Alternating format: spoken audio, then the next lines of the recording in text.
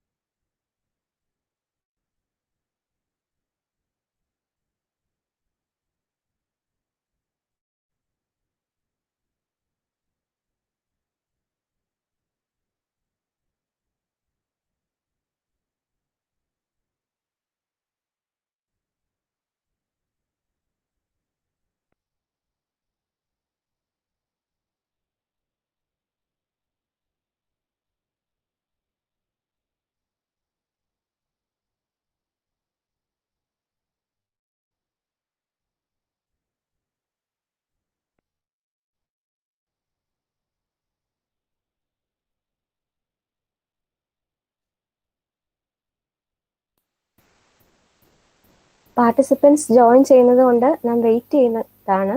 എല്ലാവരും ക്ഷമിക്കുക, അല്പസമയത്തിനുള്ളിൽ നമ്മൾ സ്റ്റാർട്ട് ചെയ്യുന്നതായിരിക്കും.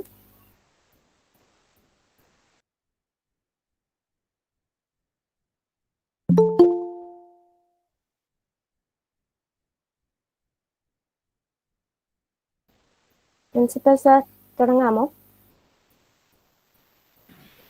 യെസ് ടീച്ചർ, തുടങ്ങാം. Okay sir, thank you. കുളിർമയേകുന്ന ഓരോ പുലരിയും സ്വപ്നതുല്യമാണ്. സ്വപ്നങ്ങൾ നിറവേറ്റി മുന്നോട്ടുള്ള യാത്രയ്ക്ക് ഈ പുലരിയും ഒരു നിമിത്തമായി മാറട്ടെ. ഏവർക്കും സുപ്രഭാതം. ഞാൻ ലിൻസി, CSI കോളേജ് ഓഫ് എഡ്യൂക്കേഷനിൽ MEd വിഭാഗത്തിൽ അസിസ്റ്റന്റ് പ്രൊഫസറാണ്. ഈ വർക്ക്ഷോപ്പിൽ പങ്കെടുക്കുന്നവർക്കായി ചില അറിയിപ്പുകളുണ്ട്, എല്ലാവരും ശ്രദ്ധിക്കുക. വർക്ക്ഷോപ്പിന്റെ ആരംഭം മുതൽ അവസാനം വരെയും സംസാരിക്കുന്ന വ്യക്തി ഒഴികെ മറ്റ് എല്ലാ വ്യക്തികളും ദയവായി മൈക്രോഫോൺ മ്യൂട്ട് ചെയ്യേണ്ടതാണ്. ഓൺലൈൻ വർക്ക്ഷോപ്പ് തടസ്സമില്ലാതെ നടക്കുന്നതിന് തീർച്ചയായും ഇക്കാര്യം അനിവാര്യമാണല്ലോ. വർക്ക്ഷോപ്പ് ആരംഭിച്ചു കഴിഞ്ഞാൽ പങ്കെടുക്കുന്ന ഓരോ വ്യക്തികൾക്കും സംശയങ്ങളും അഭിപ്രായങ്ങളും ഉന്നയിക്കുന്നതിനും പങ്കുവയ്ക്കുന്നതിനുമുള്ള അവസരം ലഭ്യമാണ്. അതിനായി ചാറ്റ് ബോക്സ്, യൂട്യൂബ് തുടങ്ങിയ സൗകര്യങ്ങൾ പ്രയോജനപ്പെടുത്താവുന്നതാണ്. സൂര്യന്റെ പൊൻകിരണങ്ങൾ ഭൂമിയെ സ്പർശിക്കുന്ന ഈ ചിങ്ങമാസ പുലരിയിൽ exploratory data analysis using R എന്ന സ്റ്റേറ്റ് ലെവൽ ഓൺലൈൻ വർക്ക്ഷോപ്പിലേക്ക് ഇവിടെ സന്നിഹിതരായിരിക്കുന്ന ഓരോ ശ്രേഷ്ഠ വ്യക്തികളെയും CSI കോളേജ് ഓഫ് എഡ്യൂക്കേഷന്റെ പേരിൽ ഹാർദവമായി സ്വാഗതം ചെയ്യുന്നു. ഉന്നത വിദ്യാഭ്യാസ രംഗത്തിന് മുതൽക്കൂട്ടായി അനേകം അധ്യാപക പ്രതിഭകളെ വാർത്തെടുക്കുവാൻ വഴിയൊരുക്കുന്ന കേരളത്തിലെ മികവുറ്റ ഒരു വിദ്യാഭ്യാസ സ്ഥാപനമാണ് CSI college of education Parassala. COVID-19 എന്ന മഹാമാരിയുടെ തിക്തഫലങ്ങളാൽ ആശങ്കാകുലരായി കഴിയുന്ന ഈ വേളയിലും ഗവേഷണ പാതയിൽ അത്യധികം പ്രയോജനം നൽകുന്ന സോഫ്റ്റ്വെയറിനെ കുറിച്ച് ആഴത്തിൽ മനസ്സിലാക്കുന്നതിനായി ഇത്തരത്തിൽ ഒരു ഓൺലൈൻ വേദി ഒരുക്കുവാൻ CSI കോളേജ് ഓഫ് എഡ്യൂക്കേഷന് സാധിച്ചു എന്നത് തീർച്ചയായും ഏവർക്കും സന്തോഷവും അഭിമാനവും ഉളവാക്കുന്ന ഒരു കാര്യം തന്നെയാണ്. ഏതൊരു കാര്യവും മികവുറ്റതാകണമെങ്കിൽ തീർച്ചയായും ദൈവിക സാന്നിധ്യം അനിവാര്യമാണല്ലോ. ദൈവാനുഗ്രഹത്തിന്റെ പൊൻപ്രഭയിലേക്ക് നമ്മെ നയിക്കുവാൻ ഇതാ ഒരു പ്രാർത്ഥനാഗാനം. പ്രാർത്ഥനാഗാനം പാടുന്നതിനായി CSI കോളേജ് ഓഫ് എഡ്യൂക്കേഷനിലെ MEd വിദ്യാർത്ഥിനിയായ ശ്രീമതി സ്മിത റാണിയെ ക്ഷണിക്കുന്നു.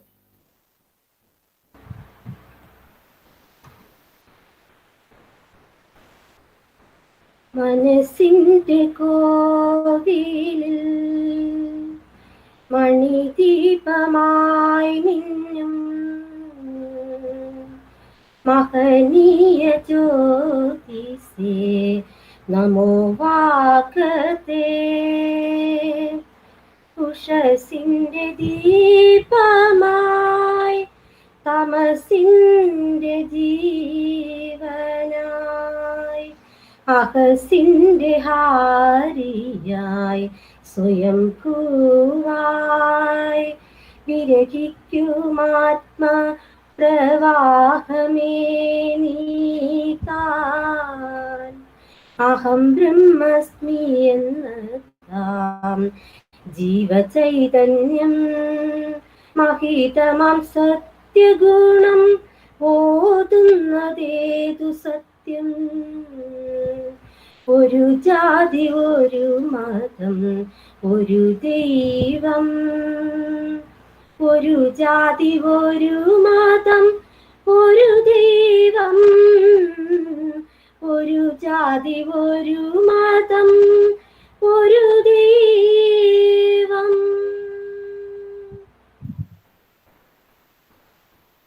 പ്രാർത്ഥനയുടെ പുണ്യതലങ്ങളെ നാം ഏവരിലേക്കും പകർന്നു നൽകിയ സ്മിതയോടുള്ള നന്ദി അറിയിക്കട്ടെ. ഇത്തരുണത്തിൽ ഈ ഓൺലൈൻ വേദിയിലായിരിക്കുന്ന ഓരോ വ്യക്തികളെയും സ്വാഗതം ചെയ്യുക എന്നത് അത്യധികം പ്രാധാന്യമർഹിക്കുന്ന ഒന്നാണ്. പ്രസ്തുത കർത്തവ്യം നിറവേറ്റുന്നതിനായി CSI കോളേജ് ഓഫ് എഡ്യൂക്കേഷനിൽ ഫിസിക്കൽ സയൻസ് വിഭാഗം അസിസ്റ്റന്റ് പ്രൊഫസറായി സേവനമനുഷ്ഠിക്കുന്ന IQAC കോർഡിനേറ്റർ കൂടിയായ ഡോക്ടർ ബിനിത ദാസ് ടീച്ചറിനെ വിനയപൂർവ്വം ക്ഷണിക്കുന്നു.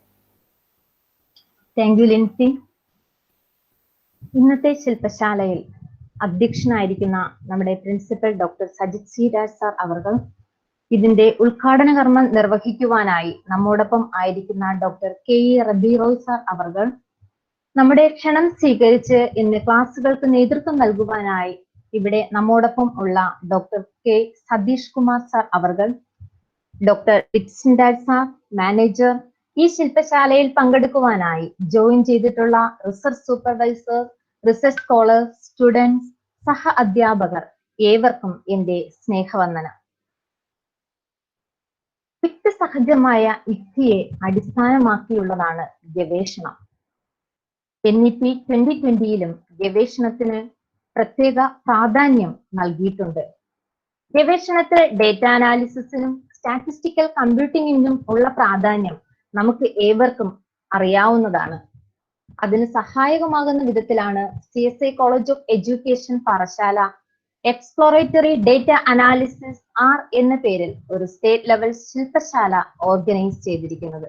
ഈ അവസരത്തിൽ ഏവരെയും സ്വാഗതം ചെയ്യുന്നതിൽ എനിക്ക് അനൽപമായ സന്തോഷമുണ്ട്. ഈ ശില്പശാലയുടെ ഇന്ന് അധ്യക്ഷനായിരിക്കുന്നത് നമ്മുടെ college principal doctor Sajith Siraj സാറാണ്. കോളേജിന്റെ എല്ലാ പ്രവർത്തനങ്ങൾക്കും വളരെ പ്രാധാന്യം നൽകുക മാത്രമല്ല, അത് നല്ല രീതിയിൽ സമാപ്തി വരുത്തുവാനുള്ള പ്രചോദനവും നമുക്ക് ഏവർ നൽകി തരുന്നു. ഈ ശില്പശാലയെ കുറിച്ചുള്ള ആശയം മുന്നോട്ട് വെച്ചതും സാർ തന്നെയാണ്. ഇന്ന് ഇവിടെ ആയിരിക്കുന്ന സാറിന് ഇവിടെയുള്ള ഓരോരുത്തരുടെയും പേരിൽ ഈ ശില്പശാലയിലേക്ക് ഹൃദ്യമായ സ്വാഗതം അർപ്പിച്ചുകൊള്ളുന്നു. ഈ ശില്പശാലയുടെ ഉദ്ഘാടന കർമ്മം നിർവഹിക്കുന്നത് professor doctor K E Rabiroy sir അവர்களാണ്. സാറ് TKM എഞ്ചിനീയറിംഗ് കോളേജിലെ അധ്യാപകനാണ്. അവിടുത്തെ dean research and international collaboration coordinator ആയി പ്രവർത്തിക്കുന്നു. അതുപോലെ തന്നെ സാറ് റിസർച്ച് സൂപ്പർവൈസർ ആണ് നമ്മുടെ കേരള യൂണിവേഴ്സിറ്റിയിലെയും അതുപോലെ APJ അബ്ദുൽ കലാം ടെക്നിക്കൽ യൂണിവേഴ്സിറ്റിയുടെയും റിസർച്ച് സൂപ്പർവൈസർ ആണ് സാറ്. അണ്ണ യൂണിവേഴ്സിറ്റിയുടെയും അതുപോലെ APJ ടെക്നിക്കൽ യൂണിവേഴ്സിറ്റിയുടെയും ഡോക്ടോറിയൽ കമ്മിറ്റി മെമ്പറാണ് സാറ്. ധാരാളം പബ്ലിക്കേഷൻസ് നാഷണൽ ലെവലിലും ഇന്റർനാഷണൽ ലെവലിലും ധാരാളം പബ്ലിക്കേഷൻസ് സാറ് ചെയ്തിട്ടുണ്ട്. സാറിന്റെ റിസർച്ച് ഏരിയാസ് എന്ന് പറയുന്നത് cryogenics, superconductor, space technology മുതലായ ഏരിയാസ് ആണ്. അതുപോലെ റിസർച്ച് കൗൺസിലിലെ ആക്റ്റീവായ ഒരു മെമ്പറാണ് സാറ്. സാറിന് ISROയിൽ നിന്നും കൺസൾട്ടൻസി പ്രോജക്റ്റ് സാറിന് ലഭിച്ചിട്ടുണ്ട്. South Korea, Netherland, Germany, Singapore തുടങ്ങിയ രാജ്യങ്ങളിലെ അവിടുത്തെ ടെക്നിക്കൽ യൂണിവേഴ്സിറ്റിയിലെ വിസിറ്റിംഗ് പ്രൊഫസറാണ് sir.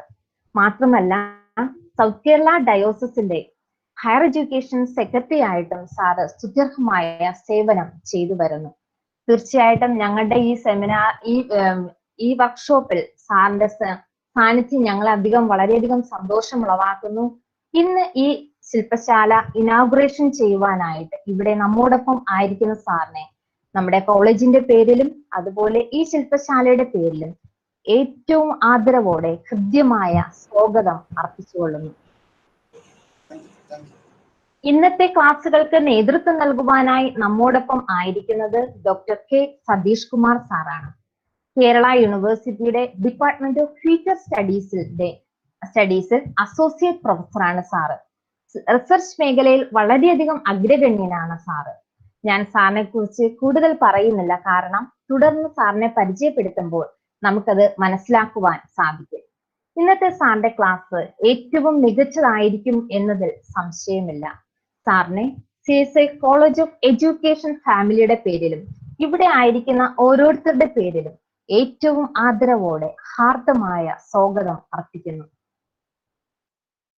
CSI college of എഡ്യൂക്കേഷന്റെ MEd ഡിപ്പാർട്ട്മെന്റിന്റെ മേധാവിയായി പ്രവർത്തിച്ചു വരുന്നത് ഡോക്ടർ ലിറ്റ്സിൻഡാഡ് സാറാണ്. ഈ പ്രോഗ്രാമിന്റെ കൺവീനർ കൂടിയാണ് സാറ്. സ്ട്രോങ് പില്ലറായി നിന്നുകൊണ്ട് നമ്മോടൊപ്പം എല്ലാറ്റിനും മുൻപന്തിയിൽ സാറുണ്ട്. സാറിനെയും ഏറ്റവും സ്നേഹത്തോടെ ഈ ശില്പശാലയിലേക്ക് സ്വാഗതം അർപ്പിക്കുന്നു. നമ്മുടെ കോളേജ് മാനേജറായി പ്രവർത്തിക്കുന്ന ശ്രീ സ്റ്റാലിൻ സാർ നമ്മോടൊപ്പമുണ്ട്. കോളേജിന്റെ പ്രവർത്തനങ്ങൾക്ക് വേണ്ടുന്ന എല്ലാ പ്രോത്സാഹനവും നൽകി വരുന്ന സാറിനെയും ഏറ്റവും ആദരവോടെ ഈ ശില്പശാലയിലേക്ക് സ്വാഗതം ചെയ്യുന്നു. ഈ പ്രോഗ്രാമിൽ സംബന്ധിച്ച് അറിവ് സ്വായത്തമാക്കുവാനും അത് പ്രായോഗിക തലത്തിൽ എത്തിക്കുവാനും അതിൽ പ്രാവീണ്യം നേടുവാനുമായി ഇവിടെ ആയിരിക്കുന്ന research supervisors, research scholars, students, ഇവിടെ നമ്മുടെ സഹ അധ്യാപകർ ഏവർക്കും ഈ ശില്പശാലയിലേക്ക് ഹൃദ്യമായ സ്വാഗതം അർപ്പിച്ചുകൊണ്ട് ഞാൻ എൻ്റെ കർത്തവ്യത്തിൽ നിന്ന് വിരമിച്ചുകൊള്ളുന്നു. ഡോക്ടർ ബിനിതാദാസ് ടീച്ചറിനോട് ഹൃദയത്തിന്റെ ഭാഷയിൽ നന്ദി അറിയിക്കുന്നു. CSI കോളേജ് ഓഫ് എഡ്യൂക്കേഷന്റെ ഉയർച്ചയിൽ താങ്ങും തണലുമായി കോളേജ് പ്രിൻസിപ്പലായി പ്രവർത്തിച്ചു വരുന്ന ഡോക്ടർ സജിത് സി രാജ് സാറിനെ അധ്യക്ഷ പ്രസംഗത്തിനായി ആദരപൂർവ്വം ക്ഷണിക്കുന്നു. Good morning to all. CSI College of Education conduct ചെയ്യുന്ന state level workshop on an exploratory analysis using R എന്ന ഈ വർക്ക്ഷോപ്പിലെ ഉദ്ഘാടകനായി നമ്മോടൊപ്പമുള്ള doctor K E Rabi Roy sir, ഈ വർക്ക്ഷോപ്പിൽ റിസോഴ്സ് പേഴ്സണായി നമ്മോടൊപ്പമുള്ള doctor Satheesh Kumar sir, college manager Stalin sir, ഈ പ്രോഗ്രാമിന്റെ convener doctor Litson Raj sir, ഈ വർക്ക്ഷോപ്പിൽ അറ്റൻഡ് ചെയ്യുന്ന ബഹുമാനമുള്ള research guides, research scholars, MH students, CSI college of എഡ്യൂക്കേഷനിലെ പ്രിയപ്പെട്ട അധ്യാപകരെ, മറ്റു പ്രിയപ്പെട്ടവരെ, 2 ആഴ്ചകൾക്കുള്ളിൽ രണ്ടാമത്തെ ഒരു ഓൺലൈൻ പ്രോഗ്രാമാണ് CSI college of education organise ചെയ്തിട്ടുള്ളത്. 10 ദിവസങ്ങൾക്ക് മുൻപ് ദേശീയ വിദ്യാഭ്യാസ നയത്തെ അടിസ്ഥാനമാക്കി 2 ദിവസങ്ങളിലായി ഒരു ദേശീയ വെബിനാർ ഓർഗനൈസ് ചെയ്യുകയുണ്ടായി. അതിനുശേഷം രണ്ടാമത്തെ പ്രോഗ്രാമാണ് കോളേജായി ഓർഗനൈസ് ചെയ്തിട്ടുള്ളത്. നമ്മളെല്ലാവരും മനസ്സിലാക്കുന്നത് പോലെ വിദ്യാർത്ഥികളുടെ പഠനം ഡിഗ്രി തലം കഴിഞ്ഞ് പോസ്റ്റ് ഗ്രാജുവേഷൻ തലത്തിലേക്ക് പ്രവേശിക്കുമ്പോൾ മുതൽ തന്നെ അവിടെ നിന്ന് അങ്ങോട്ടുള്ള എല്ലാ സ്റ്റഡീസിലും, ഡോക്ടറൽ സ്റ്റഡി ആയാലും പോസ്റ്റ് ഡോക്ടറൽ സ്റ്റഡി ആയാലും പിന്നീടുള്ള അവരുടെ പഠന മേഖലയിലായാലും പ്രവർത്തന മേഖലകളിലായാലും അവിടെയെല്ലാം പ്രോജക്റ്റുകളായോ അല്ലെങ്കിൽ ഡെസർട്ടേഷൻസ് ആയോ തീസീസ് ആയോ മറ്റു പല രൂപങ്ങളിലോ ഡേറ്റ അനാലിസിസുമായി ബന്ധപ്പെട്ട് അല്ലെങ്കിൽ സ്റ്റാറ്റിസ്റ്റിക്കൽ കമ്പ്യൂട്ടേഷനുമായി ബന്ധപ്പെട്ട് അറിവ് വളരെ അത്യന്താപേക്ഷിതമായി വരാറുണ്ട്. സാധാരണയായിട്ട് ഡേറ്റ അനാലിസിസിന് അല്ലെങ്കിൽ സ്റ്റാറ്റിസ്റ്റിക്കൽ കമ്പ്യൂട്ടേഷന് പലപ്പോഴും സംഭവിക്കുന്നത് ആ മേഖലയിലുള്ള അറിവ് ഇല്ലായ്മ കാരണം അല്ലെങ്കിൽ അതിലുള്ള ഒരു കോൺഫിഡൻസ് ഇല്ലായ്മ കാരണം പലപ്പോഴും ഡേറ്റ അനാലിസിസിന് വേണ്ടി, സ്റ്റാറ്റിസ്റ്റിക്കൽ കമ്പ്യൂട്ടേഷന് വേണ്ടി ഏതെങ്കിലും കമ്പ്യൂട്ടർ സെന്റേഴ്സിനെയോ അല്ലെങ്കിൽ ഇതുമായി അത് ചെയ്തു കൊടുക്കുന്ന മറ്റ് ഓർഗനൈസേഷൻസിനെ ഡിപ്പെൻഡ് ചെയ്തുകൊണ്ട് ഡേറ്റ അനാലിസിസ് ചെയ്യുന്ന ഒരു രീതിയാണ് പല സ്ഥലങ്ങളിലും പലരിലും നമുക്ക് കാണാൻ കഴിയുന്നത്. ഈ ഡേറ്റ അനാലിസിസും സ്റ്റാറ്റിസ്റ്റിക്കൽ കമ്പ്യൂട്ടേഷനും എല്ലാം പെയ്ഡ് ആയിട്ടാണ് മറ്റ് കമ്പ്യൂട്ടർ സെന്റേഴ്സോ അല്ലെങ്കിൽ മറ്റു വ്യക്തികളോ ചെയ്തു നൽകുമ്പോൾ പലപ്പോഴും പേ ചെയ്യേണ്ടതായിട്ടുള്ള ഒരു സിറ്റുവേഷൻ ഉള്ളതായി നമുക്കറിയാം. അപ്പോൾ ശരിക്കും പറഞ്ഞാൽ they are paying and buying ignorance എന്ന് വേണമെങ്കിൽ പറയാം. അതായത് നമ്മൾ അജ്ഞതയ്ക്ക് വേണ്ടി, അറിവില്ലാത്തതിന് വേണ്ടി നമ്മൾ പേ ചെയ്യുന്നു. പക്ഷേ ഈ പറയുന്ന സ്റ്റാറ്റിസ്റ്റിക്കൽ കമ്പ്യൂട്ടേഷൻസ് എല്ലാം ചെയ്തു തീർക്കാൻ ഫ്രീ ആയ പല സോഫ്റ്റ്വെയർസ് അവൈലബിൾ ആണെന്നും ആ സോഫ്റ്റ്വെയർസ് എല്ലാം നമുക്ക് ലളിതമായ രീതിയിൽ ചെയ്ത് ഡേറ്റ അനാലിസിസ് ചെയ്യാൻ പറ്റുമെന്നുള്ള കാര്യം പലപ്പോഴും പലരും മനസ്സിലാക്കുന്നില്ല. ഇന്ന് ഈ വർക്ക്ഷോപ്പിലൂടെ ആർ സോഫ്റ്റ്വെയർ എന്നൊരു സോഫ്റ്റ്വെയർ, അതിനെക്കുറിച്ച് പരിചയപ്പെടുത്തുകയും അതിനെക്കുറിച്ച് കൂടുതലായി മനസ്സിലാക്കുകയും ചെയ്യുമ്പോൾ തീർച്ചയായും ഈ മേഖലയിൽ പ്രവർത്തിക്കുന്ന എല്ലാവർക്കും അതൊരു അനുഗ്രഹമായി തീരും എന്ന് ഞങ്ങൾ പൂർണ്ണമായും വിശ്വസിക്കുന്നു. അതുകൊണ്ടാണ് ഇന്ന് ഇത്തരത്തിലൊരു വർക്ക്ഷോപ്പ് കോളേജായി ഓർഗനൈസ് ചെയ്തിട്ടുള്ളത്. ഈ വർക്ക്ഷോപ്പിൽ ഏറ്റവും ആപ്റ്റായ റിസോഴ്സ് പേഴ്സണെ നമുക്ക് ലഭിച്ചിരിക്കുകയാണ്. അതുകൊണ്ട് തന്നെ ഇന്നത്തെ വർക്ക്ഷോപ്പ് എല്ലാവർക്കും ഒരു അനുഗ്രഹമായി തീരും, എല്ലാവർക്കും ഫ്രൂട്ട്ഫുള്ളായി തീരും എന്ന് ഞാൻ പൂർണ്ണമായും വിശ്വസിക്കുന്നു. അതിനുള്ള എല്ലാ ആശംസകളും നേർന്നുകൊണ്ട് നിർത്തുന്നു. Thank you. Doctor Sajith C Raj സാറിനോടുള്ള അളവറ്റ നന്ദി ഈ സമയം രേഖപ്പെടുത്തുന്നു. ഈ ഓൺലൈൻ വർക്ക്ഷോപ്പിനെ വർണ്ണശബളമാക്കുവാൻ ഏറ്റവും അനുയോജ്യനായ ഒരു ശ്രേഷ്ഠ വ്യക്തിയെയാണ് നമുക്ക് മുഖ്യാതിഥിയായി ലഭിച്ചിരിക്കുന്നത്. കൊല്ലം ജില്ലയിലെ TKM എഞ്ചിനീയറിംഗ് കോളേജിലെ ഇന്റർനാഷണൽ കൊളാബറേഷൻസ് ഡീനായും സർവോപരി CSI ദക്ഷിണ കേരള മഹായിടവകയുടെ സൊസൈറ്റി ഓഫ് ഹയർ എഡ്യൂക്കേഷന്റെ സെക്രട്ടറിയായും സേവനമനുഷ്ഠിക്കുന്ന ഡോക്ടർ KE റബി റോയ് അവർകളെ അത്യധികം സന്തോഷത്തോടും ആദരവോടും കൂടെ ഈ ഓൺലൈൻ വർക്ക്ഷോപ്പിന്റെ ഉദ്ഘാടനം നിർവഹിക്കുന്നതിനും ഉദ്ഘാടന പ്രസംഗത്തിനുമായി വിനയത്തോടെ ക്ഷണിക്കുന്നു. Good morning to all. Respected Principal Dr. Sajid Siraj, Manager Mr. J.R. Stalin, Head of MEd Department Dr. J. Litzendraj, Barsar Dr. Binida, today's resource person Dr. K. Sadish Kumar, faculty members and dear participants. It is nice to find that this CSI College of Education, Parashala, has taken a good initiative to conduct this workshop on exploratory data analysis using R.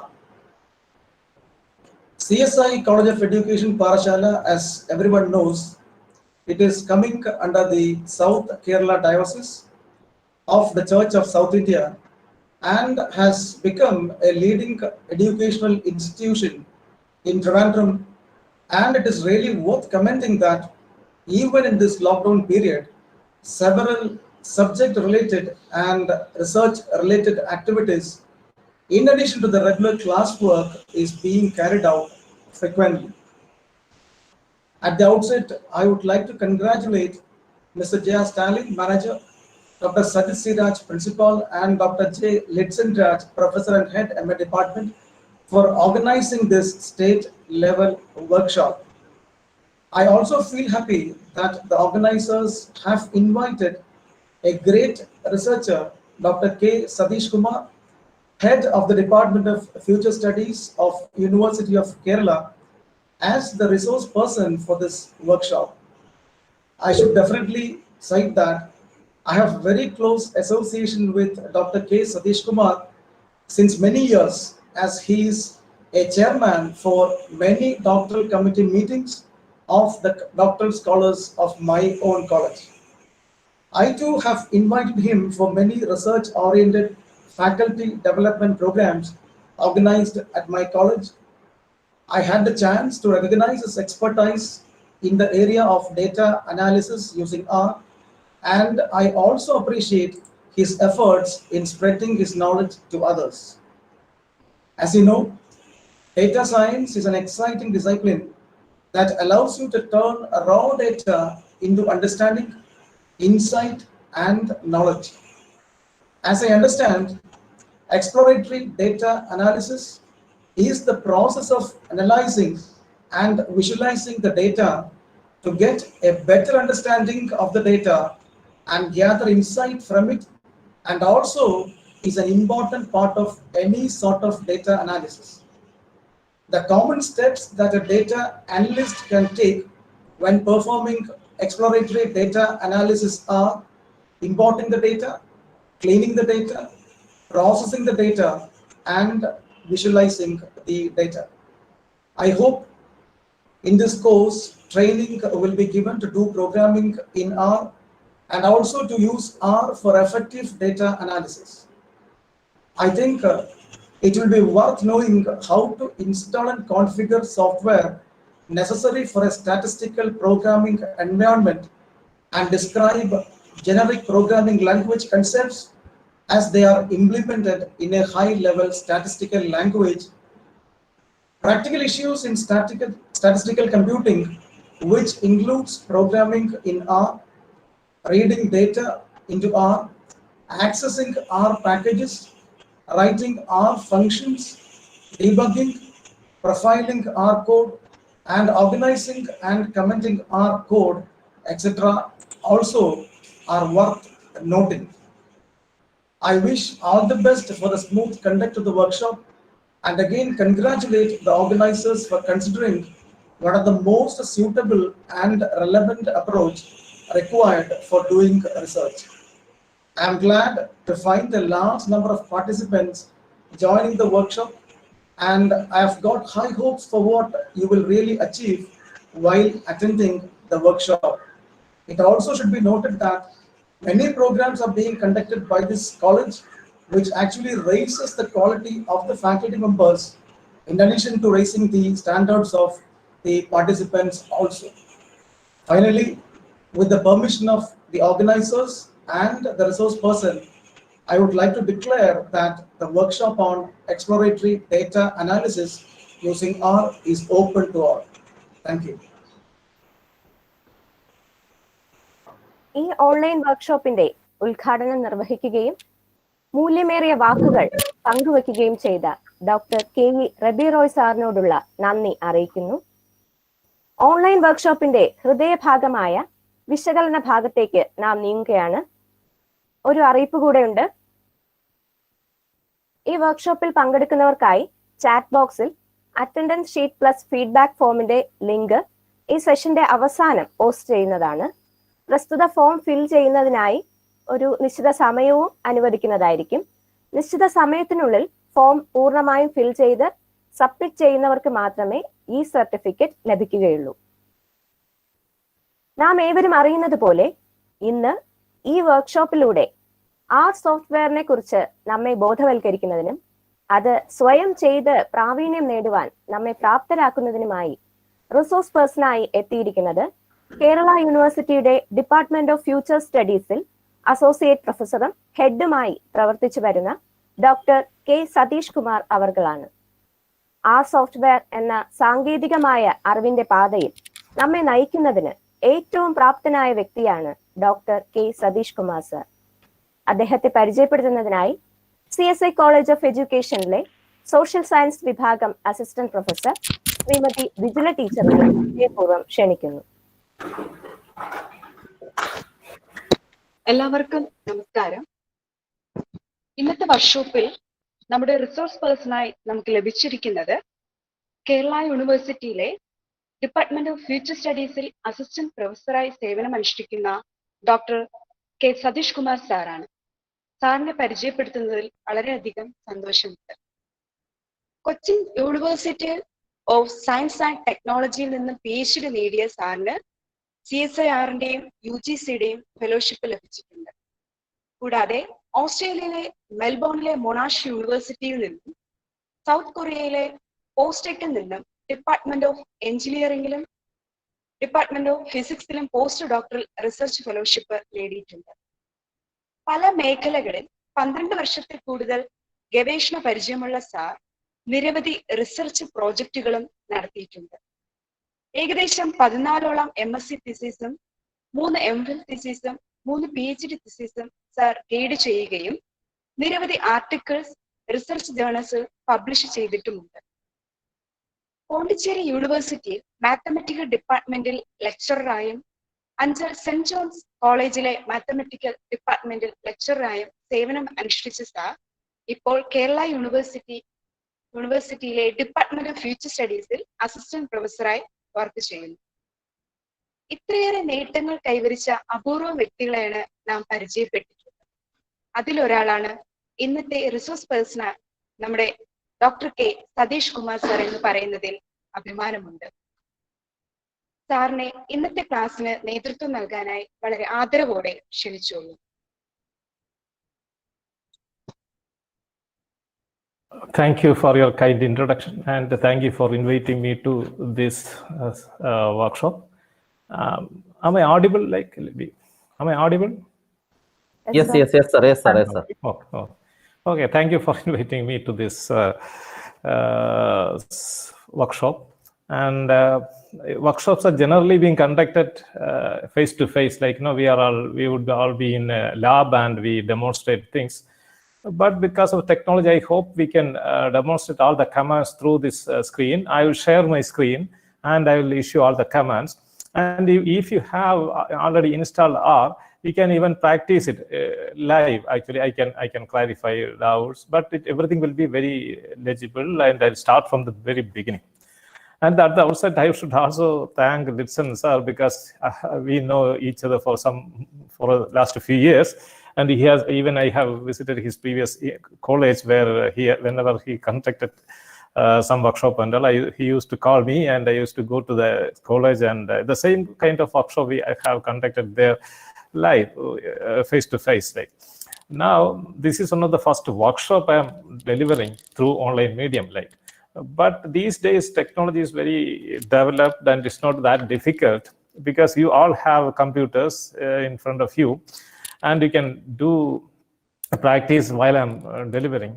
So it's not that difficult actually in a way to learn. And for this software R, if I introduce a little bit, if I talk about a little bit about R software, this is one of the free software, open source software, and anybody can use it.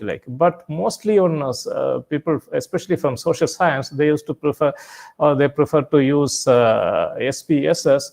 I'm not against using SPSS. It doesn't matter which software you use to calculate something. The methodology, whether the values are correct, that is what more important. But what I can say about R is this is open source. And there is a very wonderful discussion forum. If you have any doubts, anything, and there are a lot of people outside to help you out. And most of the questions you may have, doubts you may have, it is already, somebody might have already answered. So it's not that difficult. Apart from that, with other software, there are a lot of limitations. R is even being used for big data analysis. If the data is huge, and then you can use it. And above all, it's a bit of programming language. You can write computer programs, even if you don't have a particular command or something to do your analysis, what you are supposed to do, or what you want to do. If you don't have a ready-made package for that, you can even write code. See, it is being used for even big data analysis. You must appreciate that aspect of it. And it's free. And many people think when you want to issue commands, and because most of the softwares you have to just click, you'll get all the data, all the results, analytical results. But when you are set, you have to give some commands. Generally, people are not into the programming language. They may find it a bit difficult. You have to remember our commands. And I will show you, or my duty is to show that this is not that difficult. It is very easy to do that, even easier than using other softwares. That is what my duty today. So I will show. And within a day, and I'm not sure about the audience, maybe from not very familiar with computing or statistics, maybe people are there may be advanced users, they already know all the statistical concepts and everything. So, I have to use a mean path. Otherwise, if I assume that you all know, most of the people are very experienced, then the freshers might lose out. So what I'm going to do. So I will start from the beginning, how to install the software, how to start from the beginning. Even I will start with even the very basic concept, like you all say about the mean, median, mode, and how to get mean, median, mode, histogram, kind of thing, pie diagram, everything I'll say how to get it actually, right from very basic thing.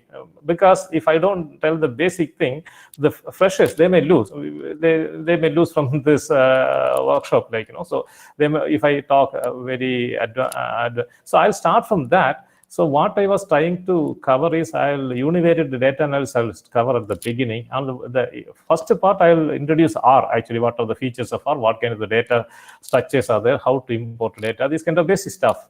And then univariate data analysis I'll cover. Then to bivariate, I'll tell correlation and regression I'll introduce. maybe I can tell a testing hypothesis. Most of the people are trying to do kind of testing analysis like a t-test, and you might think doing t-test is a very big thing. It's a simple command, t.test, that's it. You put the data, it will give whether to accept or not. I mean, the software will tell you whether to accept or not. Even that it will tell. So it's that easy. It's not difficult at all. Probably, if time permits, I can go to factor analysis, exploratory factor analysis, if time permits, like, it depends. I mean, so in the initial part, let me introduce what is data analysis. First, a little bit about data analysis. Wow. Why data analysis is important? Like, see, I'll start from that. Okay. So hope my PPT is visible. Is my PPT visible over there? Yes, sir. Yes, sir. Okay. So we'll start with what is data analysis, basic stuff about it. So these days, people are talking about everything is data. Like, the importance of data is being realized recently. It is even in news. Actually, you might have recently read. People are selling data, getting money out of it. So data is a valuable quantity. Like, it's not. It was not that much realized before. But we know that if you have data alone, even if you don't do any analysis, if you can sell useful data, that itself is money. It is a huge treasure because you can get a lot of information. You can get a lot of scientific insights from the data. Like, so data is getting easily relevant, and it is becoming increasingly important. I mean, the importance is being really what you call realized by the people these days, actually. And one more thing is that because of computers, data is being stored these days. Earlier, even if you go to a hospital or something, they used to write your name in a ledger, in a book. All the symptoms or whatever will be written on a book, actually. So after a few years, that data, whatever is written on the book, may be lost, and then even to get the data is a bit difficult. But these days, everywhere, even if you go to a supermarket or a hospital or everywhere, so the data is being stored in a computer. So you can get the data as such, actually. See, for example, when you go to a hospital, your name, maybe date of birth and other details, along with the symptoms you say, show, and what kind of the medicines are administered, whether you are cured or not, all kinds of data is there. So even if you just make a very preliminary analysis, you will come to know in the locality what is the most popular disease or what is a common disease people are facing, and a lot of insight you can get. So these days, it's been said everything is data. Like, it has got a philosophical undertone also. Suppose if somebody is getting angry when you go to your office and without any reason, so you may also get angry because he is get angry. So if you are looking at it from a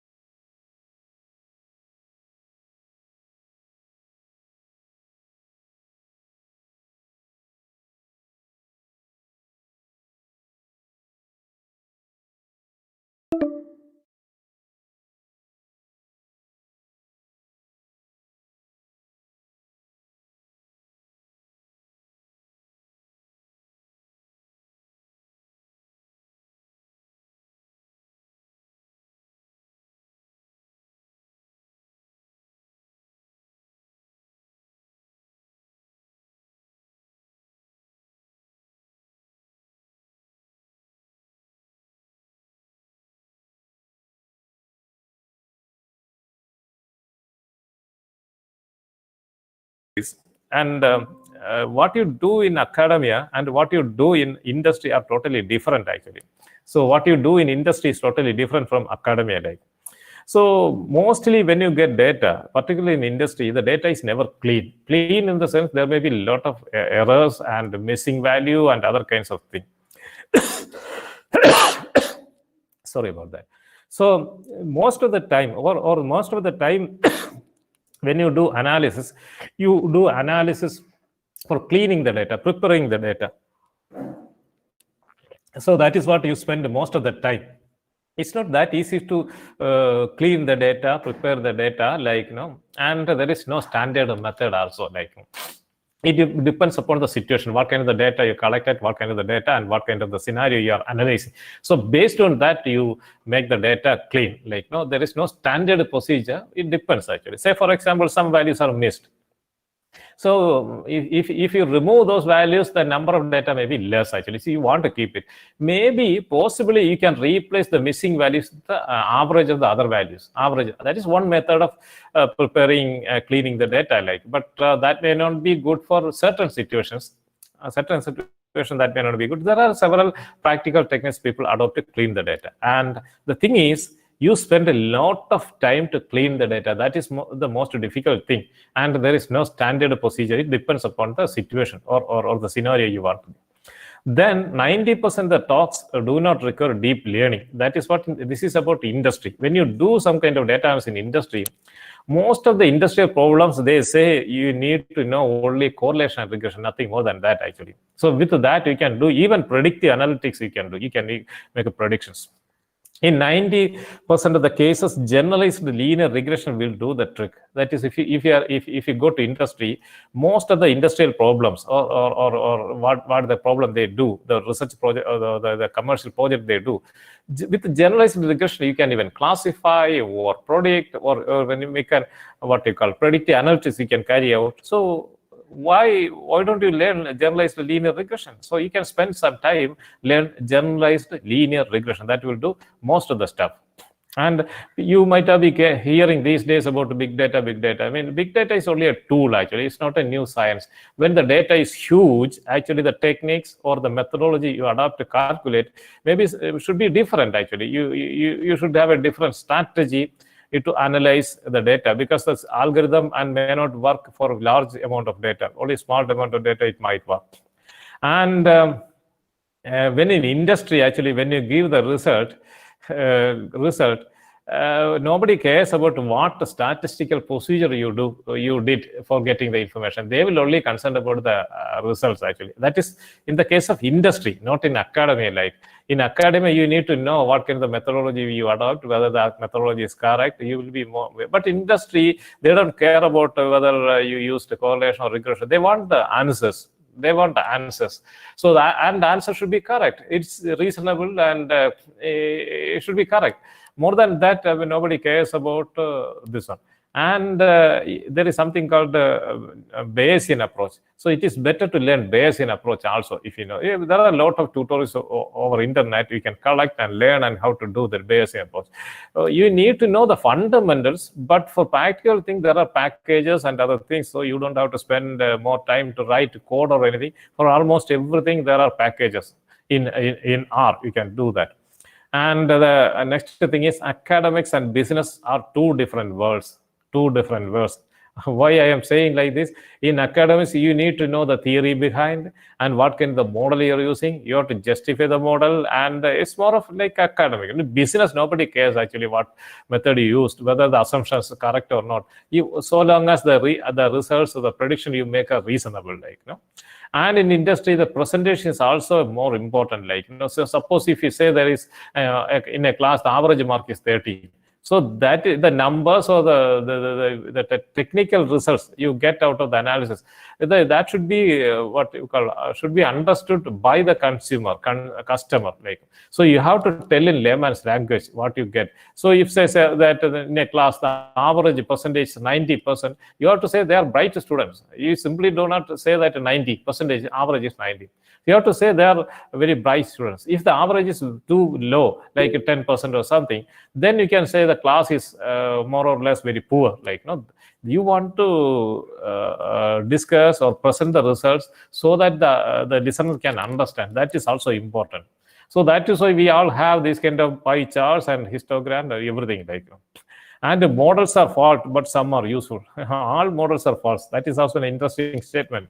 All models are false, but some are useful. I mean, mostly we are concerned about whether it is useful or not, more than whether it is exactly correct or not. I'll tell you one example. That is a popular example. If you are, or two people are asked, what would be the temperature? What would be the temperature 5 in the evening, 5 p.m. in the evening? And one person said, it is around 24 degrees Celsius. 24 degrees Celsius would be the temperature in the evening. So one predicted that, actually.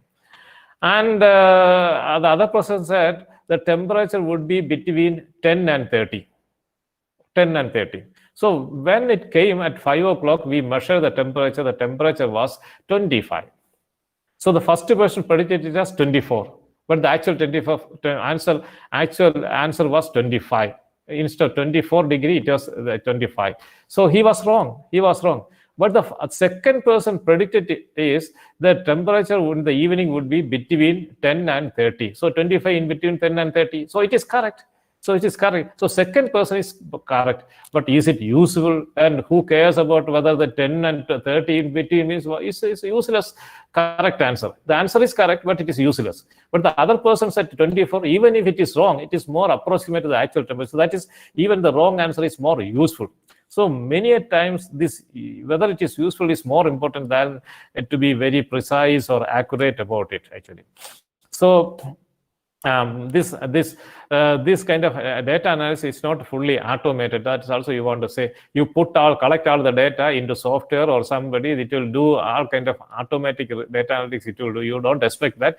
You have to get your hand dirty, like, you know, you have to play around with all the data. So this was some of the general observation about data science.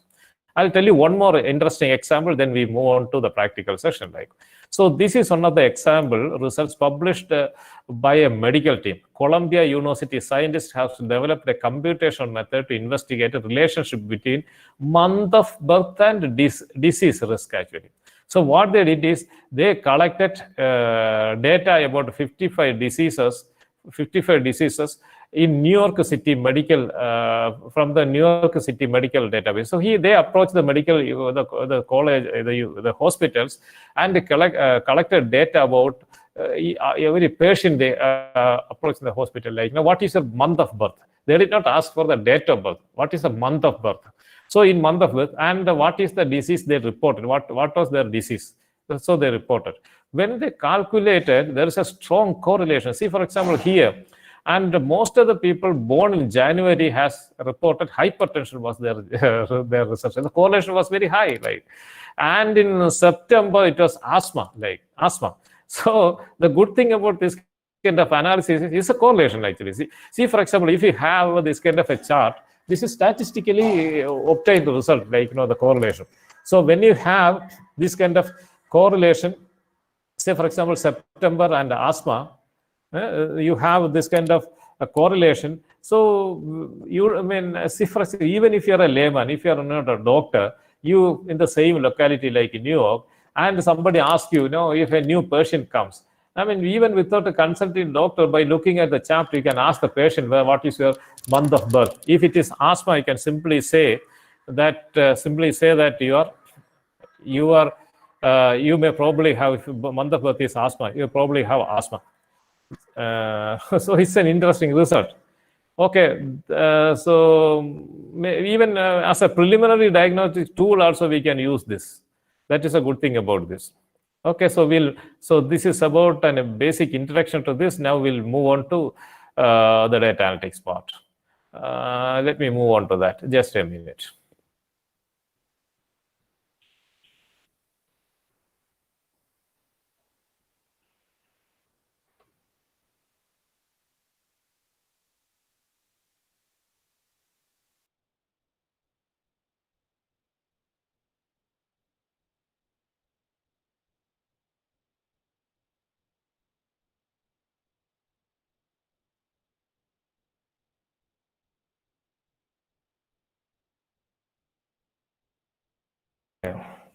So we will move on to R actually. How to install R?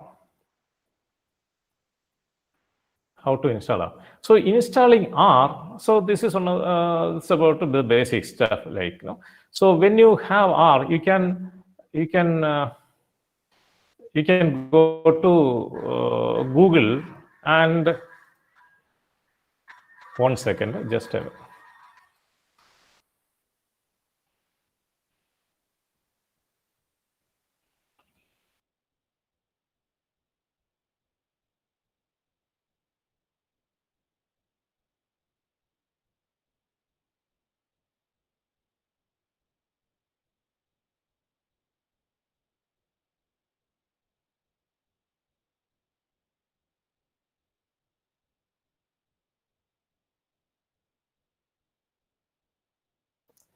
go to Google.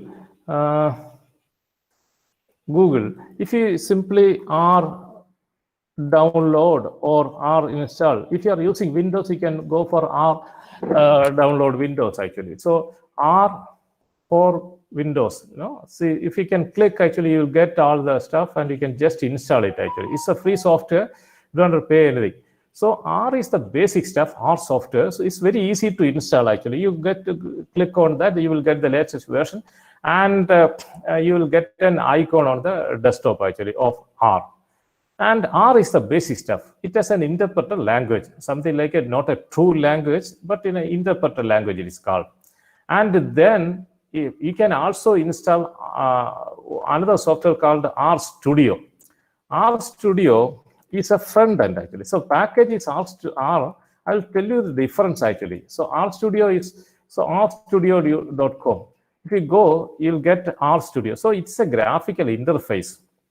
Then you can hear from products, download, open source. There is something called R Studio for desktop and also for server. So you need a desktop version. You can install desktop version. What is a server? Actually, on an internet server, if you can install the R Studio server. So you need not have R in your computer. It is there in the server, in the website. So in the website, also go and do all the analysis. That is also possible. In a college, if you have your own server, you can install this R software in the server, and the students can log into that server and do the analysis. That's a server version. But for our purpose, if you are using a desktop computer or a laptop, you can install in a desktop version. So this also you can install. It's also not very difficult. All the instructions there. Click on that. It will ask you to download and I was told by Wilson sir that most of you have already installed this one. So we'll use that actually. So how does you use? I'm using Linux. So since I'm using Linux, the R will be something like this actually. So otherwise, in your case, okay. So in your case, you have to double click on the. You have to double click on the icon. So when you double click, you will get R. So here, you will get an icon or a prompt like this, a greater than symbol. Simply double click on that, you will get a prompt like this. So the first part, I shall demonstrate everything, then you can do. Otherwise, if you keep on doing it, we may not be able to finish everything now. So the first part I will show. After that, you can do, I will follow it up actually for the universe. So you can do this actually. So you get this greater than symbol. Once you get the greater than symbol, means you have already opened R. So first thing I will tell you how to quit the software. To quit the software, the command is Q, then parenthesis, Q parenthesis. So, okay, then it will ask whether to save the workspace image. Workspace image means all the variable or data you have already fed into this R, whether you want to save. If you don't want, you can put no, otherwise okay. So you quit the software. So how to call R? Capital R, you call. Then quit, just Q bracket, then you will quit. You can quit the software. So calling R is like this. Okay. Then quit is like this. This is, sorry, small letter. It's case sensitive. If it is small, you have to type small, not capital Q. Capital Q is different one. So workspace, if you want to save, say save. or cancel, you put. So this is how quit. So I'll use R actually. So you got a greater than symbol. So greater than symbol means you have already opened R. So you'll get a command like this. Even if you are using Windows, you just double click it. You will get a window like this. Is it clear? So now I will show you how to use R as a calculator. R as a calculator. Suppose if you want to add 10 plus 2, just type 10 plus 2, you'll get the answer. So 10 into 2, 20. Instead of into means star, into 2, you'll get a 20. 10 by 5, you get the answer. So subtraction, 10 minus 2, 8. All the stuff we can do. Not only that, you can do a bit complicated one, 10 plus 2 within a bracket, the star in the 8. So these kind of things also you can do. Plus 8 by 7, or these kind of things you can do actually. These kind of complicated statistics also you can do. So I told you how to do R, how to use R as a calculator. It's very simple, no? Use R as a calculator. You can do all kinds of calculations. You simply type, it will show the answer. Show the answer, right? Next, I will tell you one more way of doing it. A equal to 10, B equal to 2, then C is equal to A plus B, then C. It will give the answer. This way also you can do. You can do all the formula kind of stuff. All kinds of formula. Maybe you can use this one. Okay, into A plus B, into A, into B, all kinds of formula. Then you type C, it will get the answer. This is the first thing, like, using R as a calculator. All kinds of thing is there. So is it okay? Like, I'll spend 1 or 2 minutes for your comments, and if you have any comment, you can just make here. Like I just introduced how to download R. How do you download R? You go to Google, search R for Windows if you're R, then you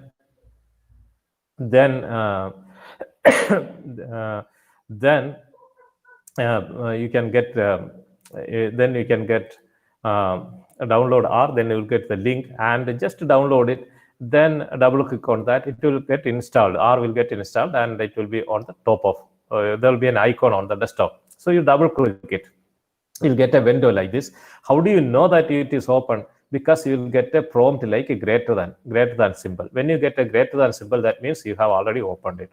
How do you quit?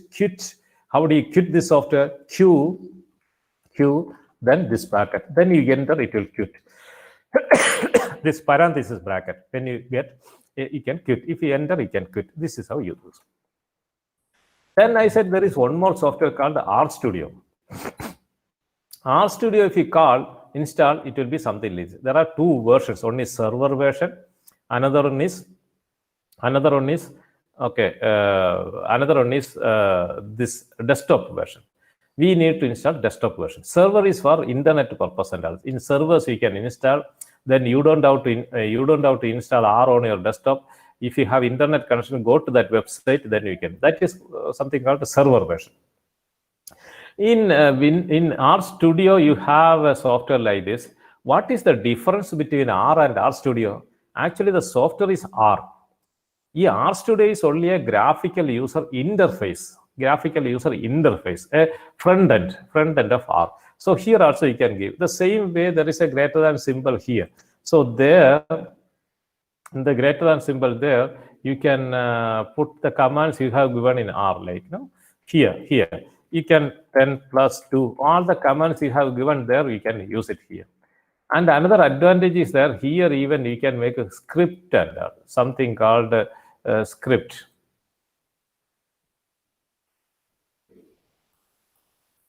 Okay, so script means, got stuck. I'll come to that anyway. So script means you can, it is getting stuck. Okay, so I'll come to that. Okay, so here you can write R script. R script. And in R script, if you, this is how you install in Apache. I will tell you that later, actually, how to install packages and all. Okay, I'll come to that. Let it be over. So there you can even write the program and put in this one. So that is more user friendly. In a way, some commands you don't have to type over there. I'll show you that everything, what is advantage and all. This is now installing packages. For most of the purpose, you have a lot of packages also, like, so that we can use. That we'll use it later. Okay, so this is way you have to use this one. Then what are the three different types of, I can assign a value to A. A equal to 10 means, A equal to 10 means, then if you type A is a value 10. So this I can do three different ways. Usually when you go to internet and tell, it will be something like this actually. Okay, less than minus 10. Less than minus 10. So it is something like an arrow. This arrow shows that 10 goes to A. So this is same as A equal to 10. So you can either use A equal to 10 or A less than minus 10. That is something like an arrow. So that way you can do. Then it is A. Otherwise, you can even type, so for example, something like the 12 minus greater than A. 12 goes to A. That is also same. So there are three ways we can assign a number to a variable. A equal to 10, A less than minus 10, or 12 or 10 minus greater than A. That means that is going to A. So that memory the location. Actually, A is a memory location. There we are putting this value 10. Okay, this is called a scalar. You might have heard of only one number. I ask you, what is your percentage of mark? Total percentage of mark. You will only have one number, no? You will only have one number. So what is the percentage of marks? I'll say marks M is equal to, I can even type marks. Marks equal to 99%. My mark is 99%. Okay. So then marks, if you type, you'll get a 99. It is case sensitive. If you somebody type a capital marks, it say it does not know. Because we put the small number, small variables. So when you use small variables, stick to it. You cannot change. It will consider it as two different variables. Like, okay, that is one thing about it. So suppose you are asking, what is your marks? Sometimes you will have 3 marks. No, your okay. Say for example, maths mark, physics mark, chemistry mark. Then you have more marks. It is called a vector. It is called a vector. So A is equal to or M is okay. So there are, I'll come to that this one later. So if I have more marks, M is equal to, I have 3 marks, C, then you have the percentage of marks in mathematics, 99, then 90 is the percentage of marks in physics, or 78 is the marks in chemistry. So M is equal to 3 variables. That also you can assign. Earlier I put A is equal to 10. A means only one number. If I want to assign more marks, like A is equal to 3 marks, then 3 numbers. 3 numbers or 4 numbers or whatever numbers you can assign, I can assign any number of variables. This is called a vector. Now if you put A, you will get all the, it will show all the numbers. All the numbers. A is equal to this. This is called a vector. A vector. In mathematics, they call it as a vector. If there is only one value, you call it as a scalar. If you have more marks, more numbers, you call it as a vector. So A is equal to vector. You got it? A is equal to this.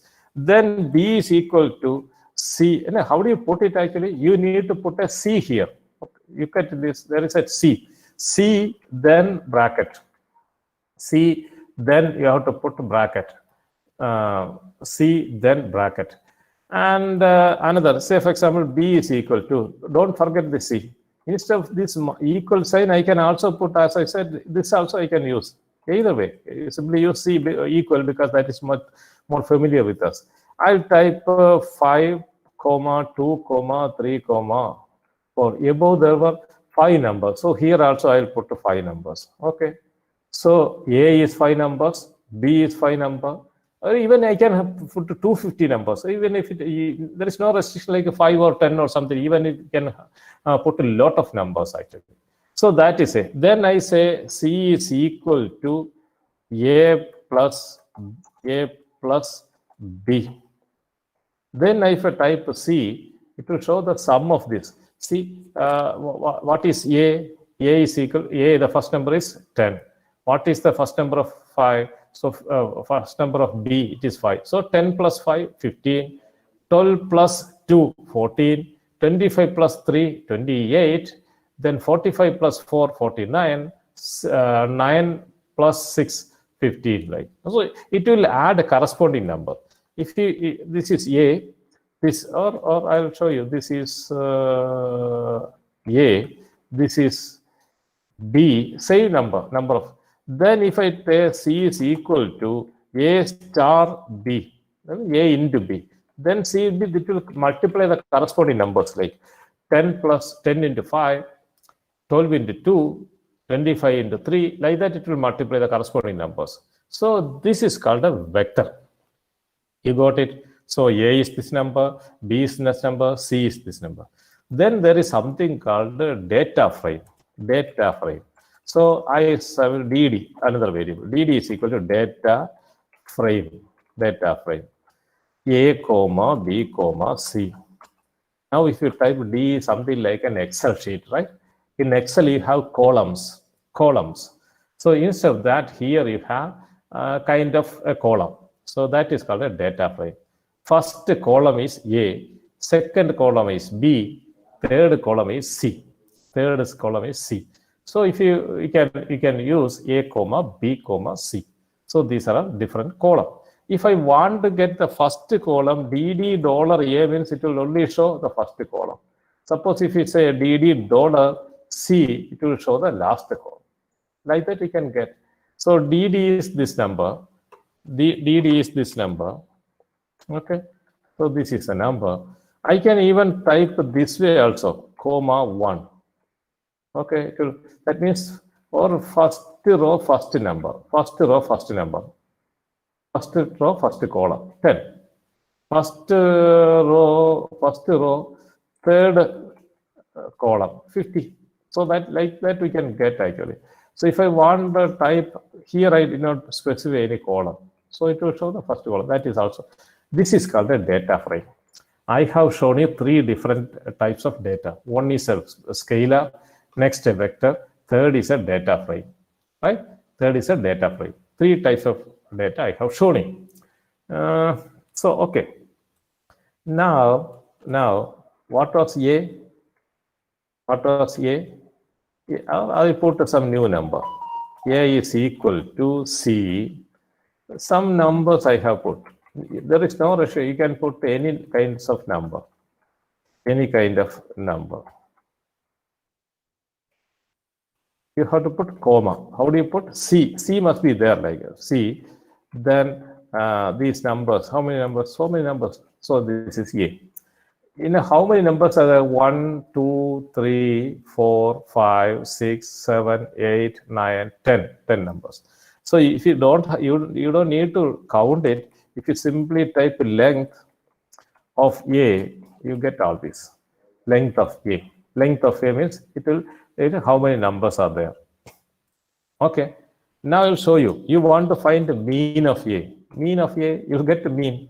If you want to get the median of A, you get the median of A. Median. Mean of bracket A, you get the mean. You get the median, you get median. Mode of A will not give mode. Mode is a different one. You should remember, mode you will not get. You need a small program because in computer science, mode has a different meaning. That is why MOD, if you type, you won't get. Other things are easy, like suppose if you want to find the standard deviation, SD of A, you get the standard deviation of A. You want to get the variance of A, VAR of A, variance of A. So what we say, this is A, variance of A. You want to get the range of A, type range of A. You get the range, variance, standard deviation, SD of A, VAR of A, range of A, maximum, MX of A. You get the maximum of A. So minimum of A, what are the minimum number in that A? So that will give the minimum. If you type summary of A, you get all the summary like what is the minimum, what is the first quartile, second quartile is median, right? Then mean, third quartile maximum. If you simply type all the data like this, and then if you type summary of A, you get all the information, the numerical summary of everything, summary of A, numerical summary of everything you get. It's very simple, no? Actually, this is called the univariate data analysis. So you can calculate this. Suppose if you want to get the sum, mean, median, or all of this, and I should remember, I'm telling this repeatedly, like summary will not get mode. It will only get median and mean. Mode, there is a small formula. I'm not saying it right now because it takes a lot of time. And another thing is that, do you know what is mean, median, and mode? These are all something called central tendencies. If you have a collection of data, what is the central value? And sometimes we'll find the mean, sometimes we'll find the median, sometimes we'll find the mode. Mode means most repeated number. What is the number which is repeated most of the time? So which one you will get for the central value? It depends upon the situation. So if I am making a statement like, an average Indian smokes Charminar cigarette. An average Indian smoke Charminar cigarette. I don't know whether that brand Charminar is there or not now. Earlier there was a cigarette with brand name called Charminar. So it was a cheap brand. So most of the people used to buy that. Is because cost is very less compared to other costly cigarettes. So this is better cheap. So an average Indian smokes Charminar cigarette, they used to buy it. So how do you find the average? The statement is average Indian smokes Charminar cigarette. So can we go and collect everyone which brand you buy, which brand you smoke, and everybody almost, or sample we collect and ask all those people which brand of cigarette you smoke. They first person may use brand called Scissors or Panam or Wills or some other, and people say Charminar. So then will you find median, mean, or mode? You can't find mean, no? You cannot find average. You cannot add up to everything together and divided by the number. That you cannot do. Even you cannot do median. There you will find mode. So there, even though we set average Indian, we will find the mode. So this, whether to find the mean, median, mode depends upon the situation. Sometimes we'll find the mode, sometimes all this is, these are all showing how the data, what is the central value of data. From the central value of the data, how the other data is, see for example, A is this. So mean is 42.6. So, but there is a value called 12. There is a value called 66 also. So standard deviation gives how much the data is deviated from the mean. So if 42 plus 15, around 65, no? The data is varied up to that much, or this side it is very this range actually. So this is what I have shown you central tendencies. Mean, median, mode, I did not tell you how to calculate. Then standard deviation. Standard deviation command is SD of A. Variance, VAR of A. VAR of A. So maximum, MAX of A. All this. I'll tell you one more thing. There is a nice tutorial over internet called, go to Google. Then type intro.pdf, rintro.pdf. The command is go to Google, type r-intro.pdf. Then you will get a file. This is a beautiful file. So you can download this. It contains around 105 pages. If you read all those things, he will be an expert. Because the good thing about this kind of notes is that all the commands are written in a different font. So you can type this one. It will show what answer it will show get, and why you want to give these values. Everything you can know what value you will get, etc. So it is all with the commands and other things. Simply go through this one. This is a very good one I have found over internet. Okay, this is all. I'll little bit come to this RStudio also. RStudio, one good thing is that if you click on that, here you can type A equal to 10, B equal to 20, C equal to A plus B. You can type. Then see, put the cursor here, click here. So this line will be executed here, like A is equal to 10. Then you can click here. That will be executed. C will be executed. Then you simply say C is there, enter, it will show the answer. So this you can save. This you can save as a program. Suppose if you have an R program, you save it as R program. Click here, File, Save As. Save As. That is in this folder, KS Kumar, this folder. I type abc.r. Okay, this is the file I am giving. Already there is a file, I replace it. Okay, so this is this program I have saved. In R, actually, you can type source within bracket abc.r. Then it will execute. It will get the value C. This C is, you can even type print C, print the value of C. Okay, then also it will give the value. So I saved it. If you want to run a program in a file, you simply type source ABC. So it will execute all the commands and it will show the answer. So that is a good thing about this one. Otherwise, here also you can type, you have to use some other software and type source in quotation abc.r, you will get, sorry, the bracket here, you get the answer, right? So a program. So good thing is here, like, and there are, if you want to plot something and all, it will be displayed here. And there are packages. Here, if you can simply upload a package means you can just click it. Otherwise, here there is a command. Here everything is command. Like, each command you have to type. In certain things, R Studio, you don't have to type the command.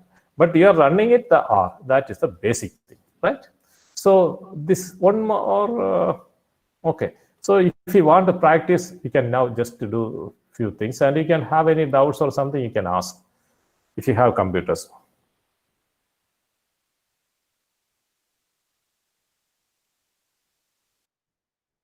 How can we learn the command for each? I mean, I told you this file now, R intro. If you go through that, all the commands are there. All the commands. Initially, you may think it is a bit difficult, but later on, you feel that it's very simple, like, R, everything is there. This is a very good book. It contains around 105 pages. You need not learn everything. Some pages you can avoid because that is not very much required. List, frame, everything, probability, distribution, all those things is given. Just to go through it, even ANOVA tables, what are ANOVA, everything is generalized linear regression. See, so that is also there, like a generalized linear regression. So it is a bit easy also. Generalized, so that command is there. So this book is a very good book actually. All the packages, everything. It runs around 105 pages, but you need not learn everything. So from that you can, should the extension R is the source code. No, extension is not required actually. I mean, if you just put R as an extension, it is easy to know. It is easy to know that it is an R package. Extensions are generally just to identify. Otherwise, you may not know it is as R package. Others name of this one is a tutorial like R programming.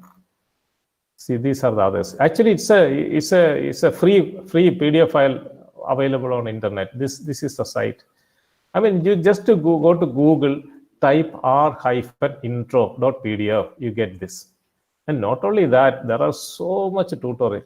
I can give one more file. And I'll tell you one more thing. There is a website called dfs.gnomio.com. dfs.gnomio.com. Go to Department of Future Studies and at dfs.gnomio.com. So there is a website. I used to give this kind of, this is a Moodle website. So whenever I conduct a workshop or something, I used to put all the notes over here so here there is a link here. Now this workshop, the same R tutorial I conducted for 2 days workshop, I conducted over in Amrita University, Mysore. So if you want all the notes, everything is put there. You can also, you can click on that, the Amrita University. Then it will ask you to register. If you don't have an account, type here a new account. Click here a new account.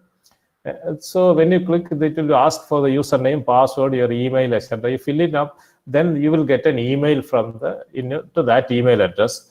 If you click on that, then you can use your email address and password to log in. I have already got a password and login, so I can go to that. Then I have put the same. This is an introduction to the same file I have shown you.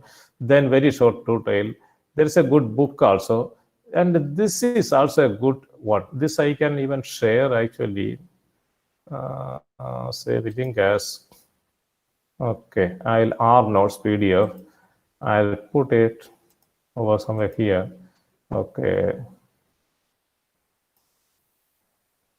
Notes. Let me try if I can share. I'll mail it to Ritson sir so that he can.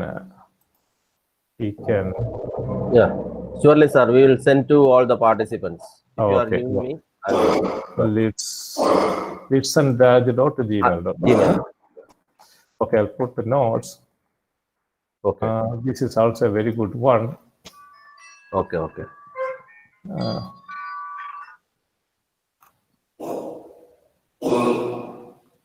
Let me try again.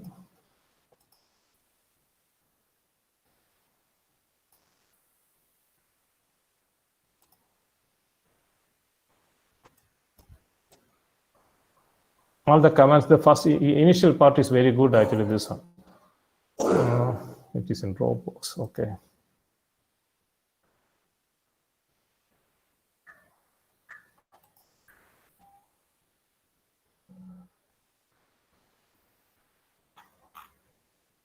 Almost, okay, this file. This is a different file. You may not get it over internet. This is a different one, and the listeners will send you. I will try to send it. Even, or if not now, maybe because I'm connected to the other one, it is not going that email. But I will send it. Yeah. Immediately Okay. You send it later. I will surely will share to all the participants. Okay. So that is also a good one. This file is also a good one. It contains. So if you go to this website, it gives with the two color and whatever you type is this color. The answer will be in blue color. So everything, mean, median, even standard deviation, all the commands, range, quartile, all the commands are there. How to quote it. Even some bit of ANOVA and other things are also there, like frequencies, several histogram, stat report, how to make a plot and other things. Okay. Now I'll come to this one. Do we need the time to practice what I have typed? Or shall I continue with this? I think the participants can respond. Whether you want a practical approach or like this, the resource person has to go. So please, one or two, please respond. Then only he can plan his way of presentation. Please, participants, please. If you want to stop, I can stop, and by the time you can ask some doubts or something. If you type, if you have installed R, you can type. We are doing parallelly. Okay, continue, sir. So they are doing it actually. So that's good. Continue. We are doing parallel. Okay, then I think you can. Yeah. Thanks for the response. Okay. Good.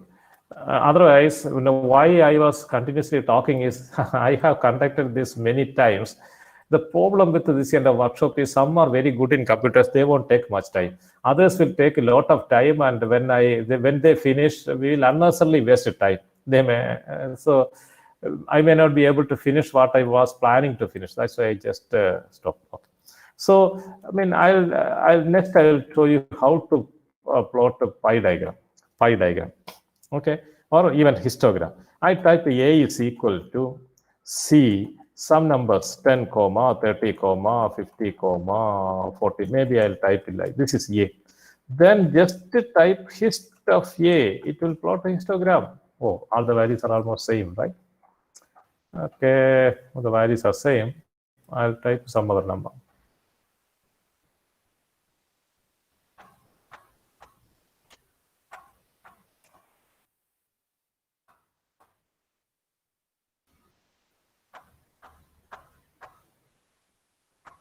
Oh, okay, only one value, like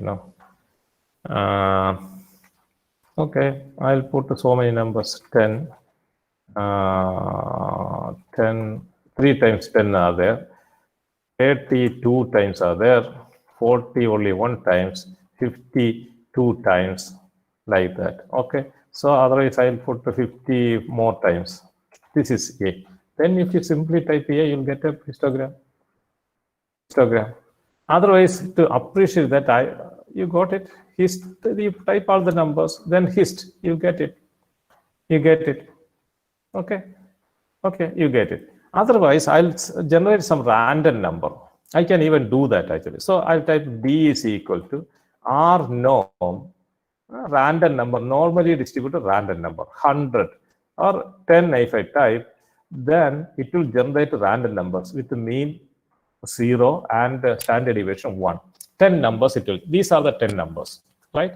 D is equal to R norm dot 10. It will generate a random number. If I type 100, it will be 100 number, right? See, these are the comments. 100 means 100 numbers. If I type 1,000 random numbers. Then hist I type B, hist B. See, now you got a histogram, like normally distributed random number, you get a histogram is very simple, like histogram is very simple. You can use this this one very fast. Okay, and it's very simple actually, very simple.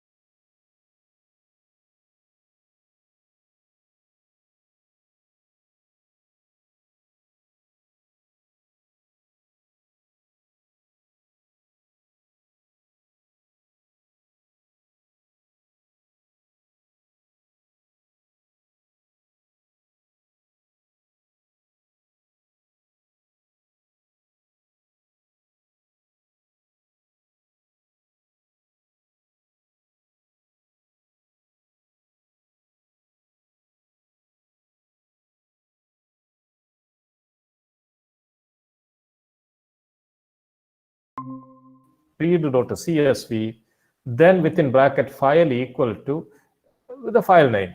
Then if you enter, it read all the data. Now if you type D1, all the data came over here. See, the same Excel file number, I came over to D1. So that is how you import data from Excel file.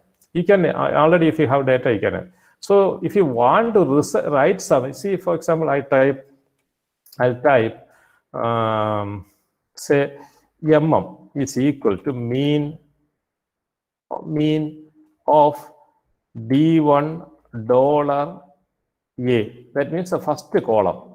Dollar means the first column. D1 is the data frame. If you want to take the first column alone, the command is $, you have to put. Then A is the file. You put A. So you'll find M. So this is the mean of these numbers, that is 30. So that the value variable is right. Then if I write .csv, file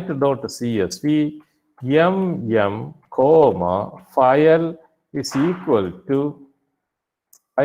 to quotation mm.csv.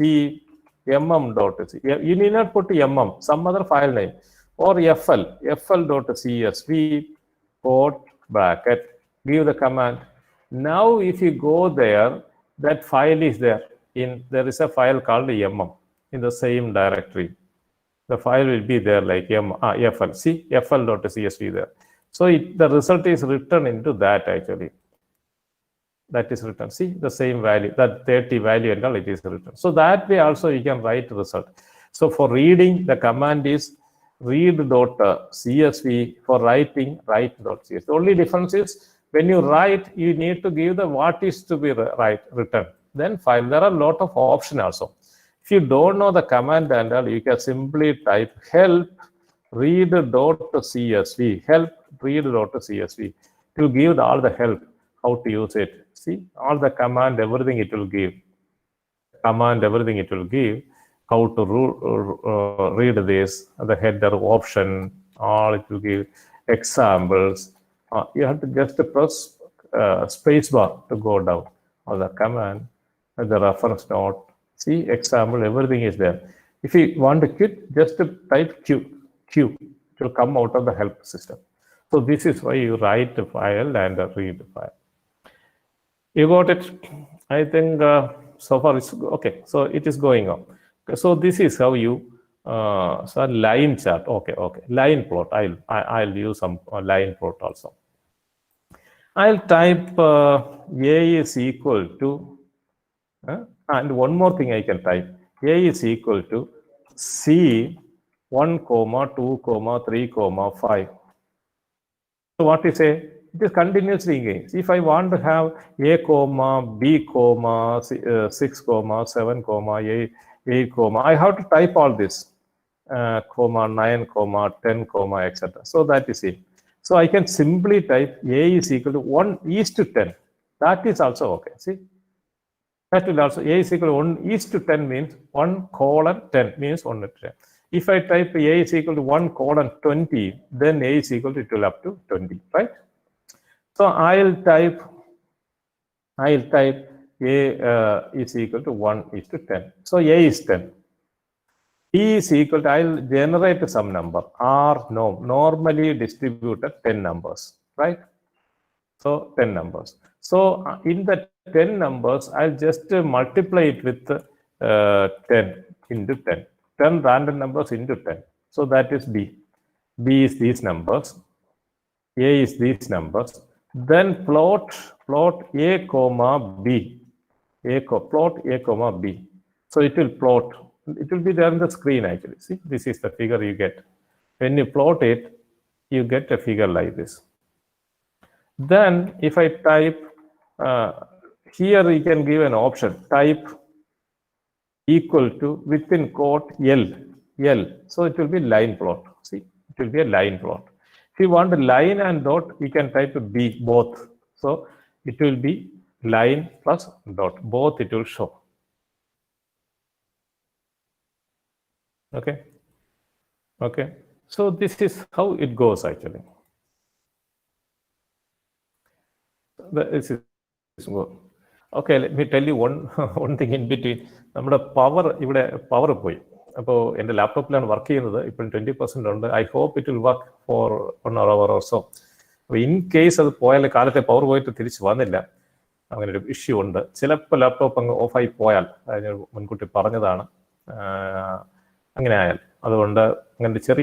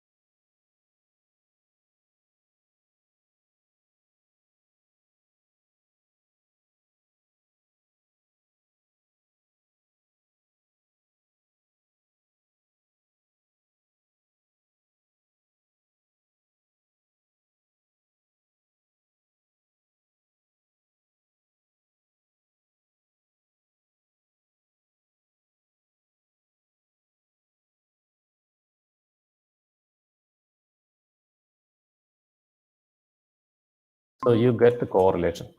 Correlation means whether height and weight are related. If your height is high, your weight is also high. Like so, here the data is almost highly correlated, extremely correlated. So 0.99. Generally, when you do practical thing, mathematicians say if the correlation is 0, there is no correlation. If correlation is 1, full correlation. But in reality, it may not be exact, 0 and 1. So the maximum value will be 1. So if there is no correlation, it will be 0. So generally, if the value, if you find the correlation, the value is less than 0.3 means it is not correlated. If the value is between 0.3 and 0.6, the value is between 0.3 and 0.6, then we say it is moderately correlated. Moderately correlated. Moderately correlated. So this is moderately correlated. Then if the value is above 0.6, we say it is strongly correlated. Here it is strongly correlated. Strongly correlated. You want to see the plot of this? Plot. It will show the plot. So this is the plot. That data is plotted. Plot V1 height versus weight. You get the plot. So if you want to know how to use the command plot, you simply type help within bracket plot. It will show you all the example. Even otherwise, you go to Google, it will show you how to plot all these things. You can say a lot of things. And one more thing I will tell you. In RStudio, A is equal to 1:10, B is equal to 11:20, then plot A comma B. The plot will be somewhere here. See? The plot will be here. This is so zoom it, it will make the plot very large. See, like this. And if you want to save this plot, here you can type export, save as PDF. That plot can be saved as a PDF file. But if you do it here, the plot here, there is a command, save.pdf, except the command is there. You have to issue all the command. In RStudio, certain things you don't have to give the command, it is already there. That's the advantage of RStudio. Okay, correlation, did you understand what is correlation? They are strongly correlation. And I want to make one comment here. Correlation is not causation. Correlation is not causation. There is a statement like that. If one is the cause of the other, then there will be correlated. But the inverse is not correct. If something is correlated, doesn't mean that this is the cause of that actually. അതിന് പണ്ട് ആസ്ട്രേലിയയിലെ ഒരു professor ആസ്ട്രേലിയയിലെ ഒരു ഡേറ്റയും ആഫ്രിക്കയിലെ ഒരു ഡേറ്റയും തമ്മിൽ എടുത്തിട്ട് correlation കണ്ടുപിടിച്ചു. അപ്പോൾ correlation കണ്ടുപിടിച്ചപ്പോൾ they got a very high correlation. The data from Australia and the data from South Africa, when they did the correlation, the data showed very high correlation. But doesn't mean that the variable in South Africa is increasing because this is increasing in Australia. Maybe two variables, X in Australia, Y in Africa. And Australia X കൂടുന്നതുകൊണ്ടാണ് ആഫ്രിക്കയിലെ Y കൂടുന്നത് പറയാൻ പറ്റുമോ? ഇല്ല. ആസ്ട്രേലിയയിലെ X എന്നുള്ള ഒരു variable എന്തെങ്കിലും ഒരു കാര്യം, ഹൈറ്റോ വെയിറ്റോ എന്തെങ്കിലും ഒരു കാര്യം കൂടുന്നത് കൊണ്ടാണ് ആഫ്രിക്കയിൽ കൂടുന്നത് പറയാൻ പറ്റുമോ? പറ്റില്ല. So it says causation is not correlation is not causation. Correlation is not causation. Other can we draw straight line connecting all the points? Yeah, that is what called regression. I will come to that. Regression. It's very simple to do regression. Okay. Line chart, yes, yeah. Then regression I will do. Now I found the correlation. Sometimes correlation will be negatively correlated. Oh, well, how can I do that? I'll tell one example. A is equal to 1:10. Maybe B is equal to -1 to -10. Let me see. Yeah, -1. Plot A comma B. How does it? See, the data is something like that. When A increases, B is decreasing. When A increases, B is decreasing.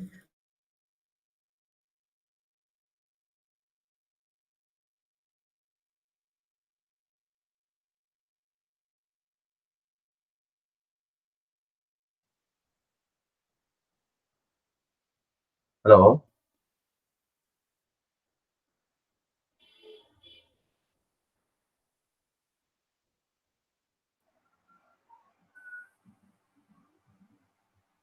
Hello.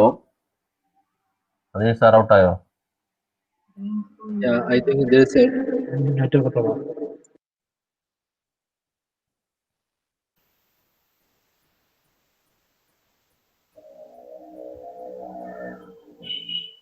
Satheesh സാറിന്റെ അവിടെയുള്ള network problem. അതെ. അല്ല, അത് sir മറ്റേ computer of ആയി പോയതാണോ എന്നുള്ളതാണ് എന്റെ സംശയം.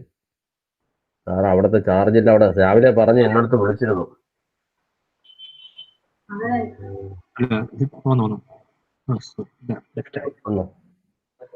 എൻ്റർ ചെയ്തോ? സാർ ലെഫ്റ്റ് ആയി പോയതാണ്. ലെഫ്റ്റ് ആയല്ലേ? യെസ്. അപ്പൊ അങ്ങനെയാണെങ്കിൽ നമുക്ക് സാർ വരുന്നത് വരെ നമുക്ക് ആ മറ്റേ ഫീഡ്ബാക്ക് ഫോം ഫില്ല് ചെയ്യുന്ന കാര്യം ആലോചിച്ചാലോ? Sir. Is it ready? Subin? Yeah, sir. അപ്പൊ ലിൻസി agree ചെയ്യോ? ഒരു അനൗൺസ്മെന്റ് ഉണ്ട് എല്ലാവരുടെയും പ്രത്യേക ശ്രദ്ധയ്ക്ക്. അറ്റൻഡൻസ് പ്ലസ് ഫീഡ്ബാക്ക് ഫോമിന്റെ ലിങ്ക് ചാറ്റ് ബോക്സിൽ ഉടനെ ലഭ്യമാകുന്നതാണ്. ഈ വർക്ക്ഷോപ്പിൽ പങ്കെടുക്കുന്ന എല്ലാവരും ഈ ഫോം ഫില്ല് ചെയ്ത് സബ്മിറ്റ് ചെയ്യും. സാർ വന്നു. Sir reenter. Okay, wait. Subin wait. Okay, sir. കുഴപ്പമില്ല. പറഞ്ഞോളൂ. അല്ല, സാറ് ലെഫ്റ്റ് ആയപ്പോ ഞങ്ങൾ പിന്നെ സബ്സ്റ്റിറ്റ്യൂട്ട് എന്തെങ്കിലും ഒരു ചെറിയ മറ്റേ ഫീഡ്ബാക്ക് ഫോം ഫില്ല് ചെയ്യുന്നതിനെ കുറിച്ച് ആലോചിച്ചൊന്ന് മാത്രമേ ഉള്ളൂ. Sir you can continue. No problem. Okay. So now this data actually, so it is negatively correlated. It means when something is increasing, this is decreasing. I'll do this plus. Okay.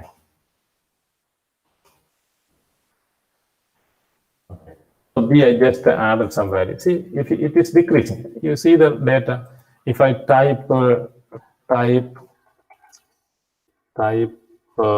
equal to B means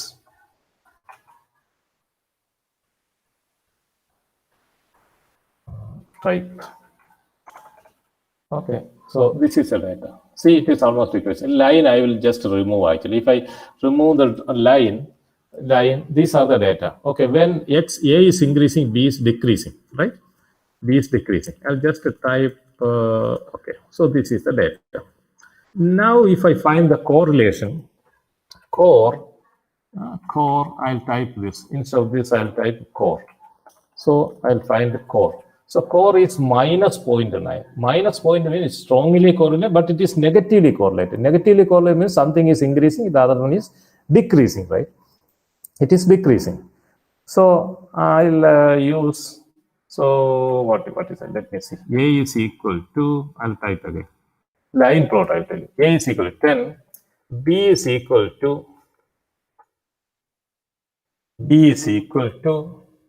1:10. So it will, it's same, 1:10 plus R no means normally distributed 10 numbers. I am adding 10 numbers to that. So A is this value, B is these are values, 10 point something, etc. So when I plot A comma B, these are the numbers. Let me check. So these are the numbers. See, this first value, second value, these are the numbers. I want to fit a line across. How to fit a line? That is called a regression. Regression means fit a line onto that. How do you do the linear regression? There are something called the generalized linear regression. 15 types of regressions are there. I'll first teach you how to write the simple linear regression between A and B. So the plot you have seen, this is the plot. I want to fit a line across this. So I want to fit a line. Okay, so I'll type RR is equal to LM B tilde A. So y-axis should be the first. Y-axis should come first. LM bracket within bracket. LM within bracket B tilde R. So if it simply type R, it will give the coefficient. You know there is an equation. How do I say it? There is an x-axis and y-axis, right? There is x-axis and y-axis. The equation of a line in mathematics is called y is equal to mx plus c. M is the slope. B is the y-intercept, right? I don't know whether it's clear. I mean, otherwise I have to draw. AB line. I'll repeat it. Don't worry. If you don't get it, I'll repeat it. AB line. So if I type it, now you look at it, just with the data. It's so simple. Regression is so simple. I'll repeat it again. Whole thing I'll repeat it. Okay. So you can see I'll do the rest of the thing here. The first command is A data. You can give some data from some file or something. Instead, since I don't have data, I simply type A is equal to 1:10. So what is the value of A? A is equal to 1, 2, 3 up to 10. Then B is equal to 1:10. When it's 1, 2, 3, etc.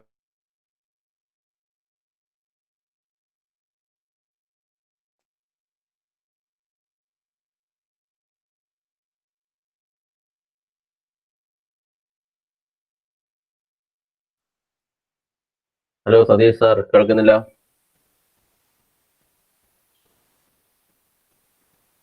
Hello sir, Satheesh സാറിന്റെ battery law പവറാണെന്ന് കാണിച്ച് ഇതിനകത്ത് message വന്നിട്ടുണ്ടായിരുന്നു. Data അല്ല, power battery power law. അതെ അതെ അതെ, അത് നേരത്തെ പറഞ്ഞിരുന്നു. ഇതിന്റെ ഭാഗം ലെഫ്റ്റ് ആയതാണോ എന്നുള്ളത് അറിയത്തില്ല, നോക്കട്ടെ. നേരത്തെ പക്ഷെ സാറ് തിരിച്ച് മൊബൈലിൽ കയറി വന്നു. ചെയ്ത് പ്രസന്റേഷൻ എങ്ങനെയാണെന്ന് അറിഞ്ഞിട്ടില്ല. ഒരു മിനിറ്റ് വെയിറ്റ് ചെയ്യാം. Okay sir.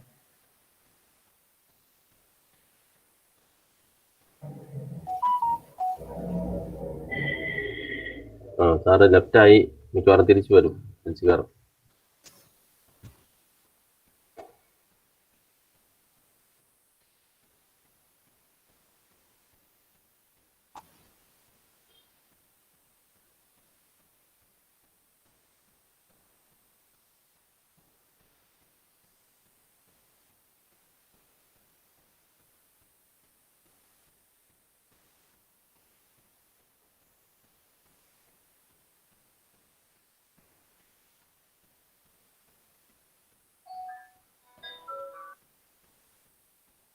ഹലോ അന്ത് Subina,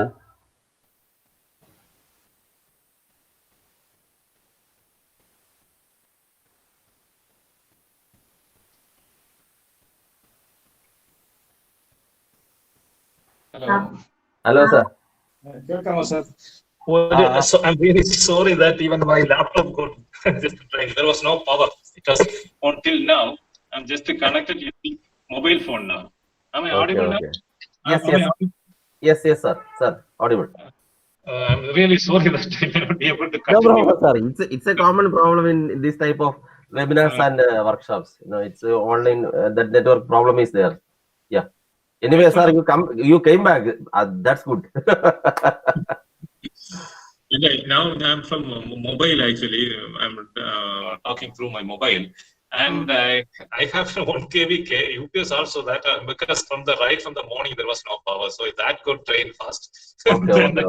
Sir, now could you share the screen, or you are orally speaking now? No, I mean I can only orally talk. If some doubts or something. Okay. Then I think you can conclude with all the presentation and the session. I think you can sum up all the points that you have mentioned and what you have prepared, and you ask the participants to do what are the instructions that you can give, and I think you can let us conclude the session, I think. Okay, sorry for that actually, because no problem. Okay. There was no power at home, and my laptop lasted up to this much, but even all of a sudden it got drained the battery, so that I could not show the commands. But still, I can talk. My mobile phone power is there, so I can even half an hour I can have some discussion or something, some doubts or something you can ask. I will tell you the same which I have doing that regression. I will complete. So now you have computer now. In the computer, type A is equal to 1:10. You might have typed it already. A is equal to 1 മുതൽ 10 വരെ 1 east colon 10. അപ്പോൾ 10 number കിട്ടും. എന്നിട്ട് B is equal to B. B is equal to 1:10. അത് മാത്രമായാലും മതി. അപ്പൊ പക്ഷെ randomness വരില്ല, എല്ലാ ഡേറ്റയും ഒരേ ലൈനിലായിരിക്കും. അപ്പൊ B is equal to 1:10 plus R norm, R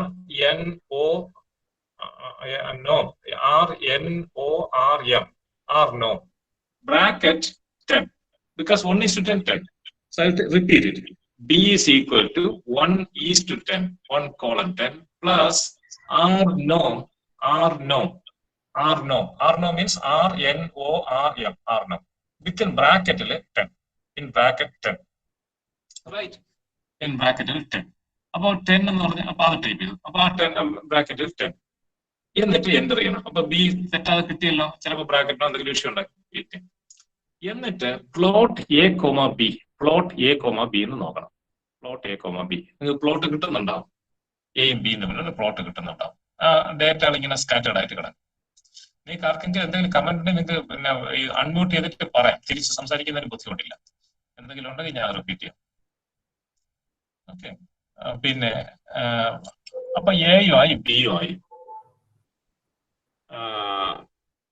okay, എയും ആയി ബിയും ആയി. എന്നിട്ട് അപ്പൊ എയും ബിയും ആയി. എന്നിട്ട് പ്ലോട്ട് എ കോമ ബി എന്ന് വെച്ചാൽ പ്ലോട്ട് കിട്ടും സ്കാറ്റർ ആയിട്ട്. ഇനി റിഗ്രഷൻ ചെയ്യാണ്, ലൈൻ ഫിറ്റ് ചെയ്യാനായിട്ട്. അതിന് കമാൻഡ് എ കിട്ടി, ബി കിട്ടി. ഇനി റിഗ്രഷൻ ലൈൻ കണ്ടുപിടിക്കണമെങ്കിൽ ഇപ്പൊ നിങ്ങൾ പ്ലോട്ടിൽ പോയി നോക്കണം. പ്ലോട്ട് എന്ന് പറഞ്ഞാൽ ആ ഗ്രാഫ് അതിൽ കാണും. അത് വേറൊരു വിൻഡോ ആയിട്ടായിരിക്കും താഴെ കിടക്കുന്നത്. വിൻഡോസിൽ ആ വിൻഡോയിൽ ക്ലിക്ക് ചെയ്യണം, അപ്പോഴേ പ്ലോട്ട് കാണും.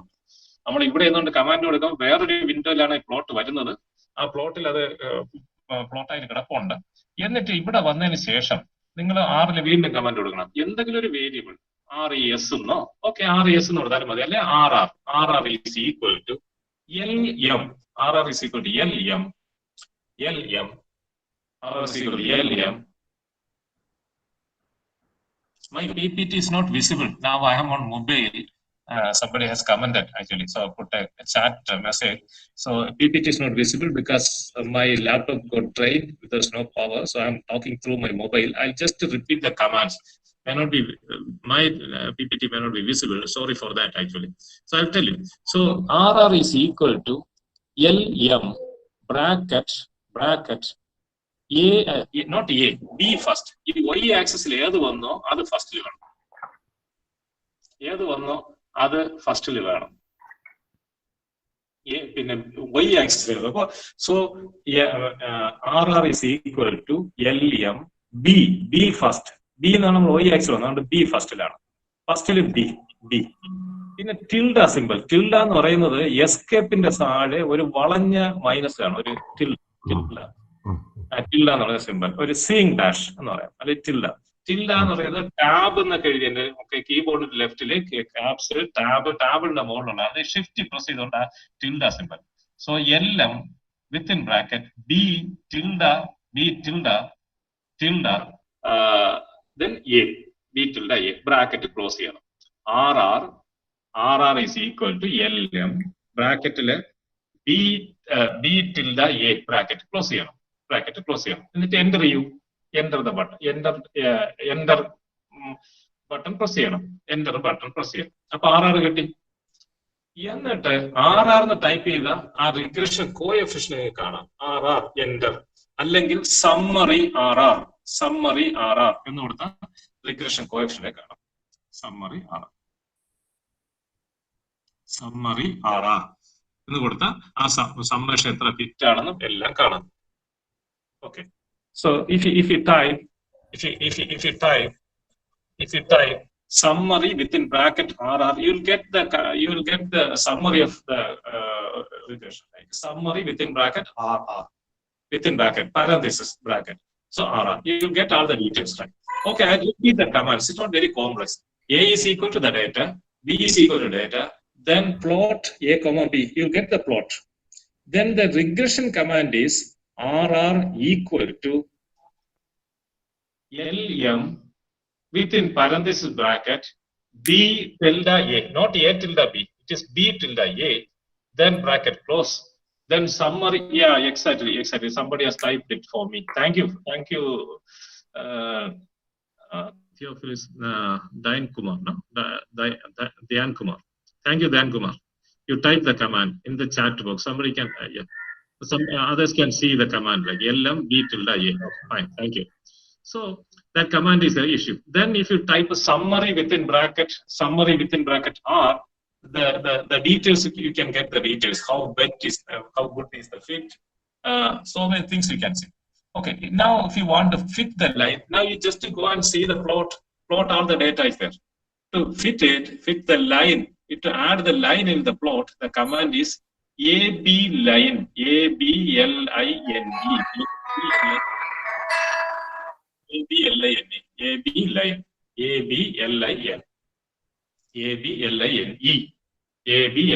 within bracket RR.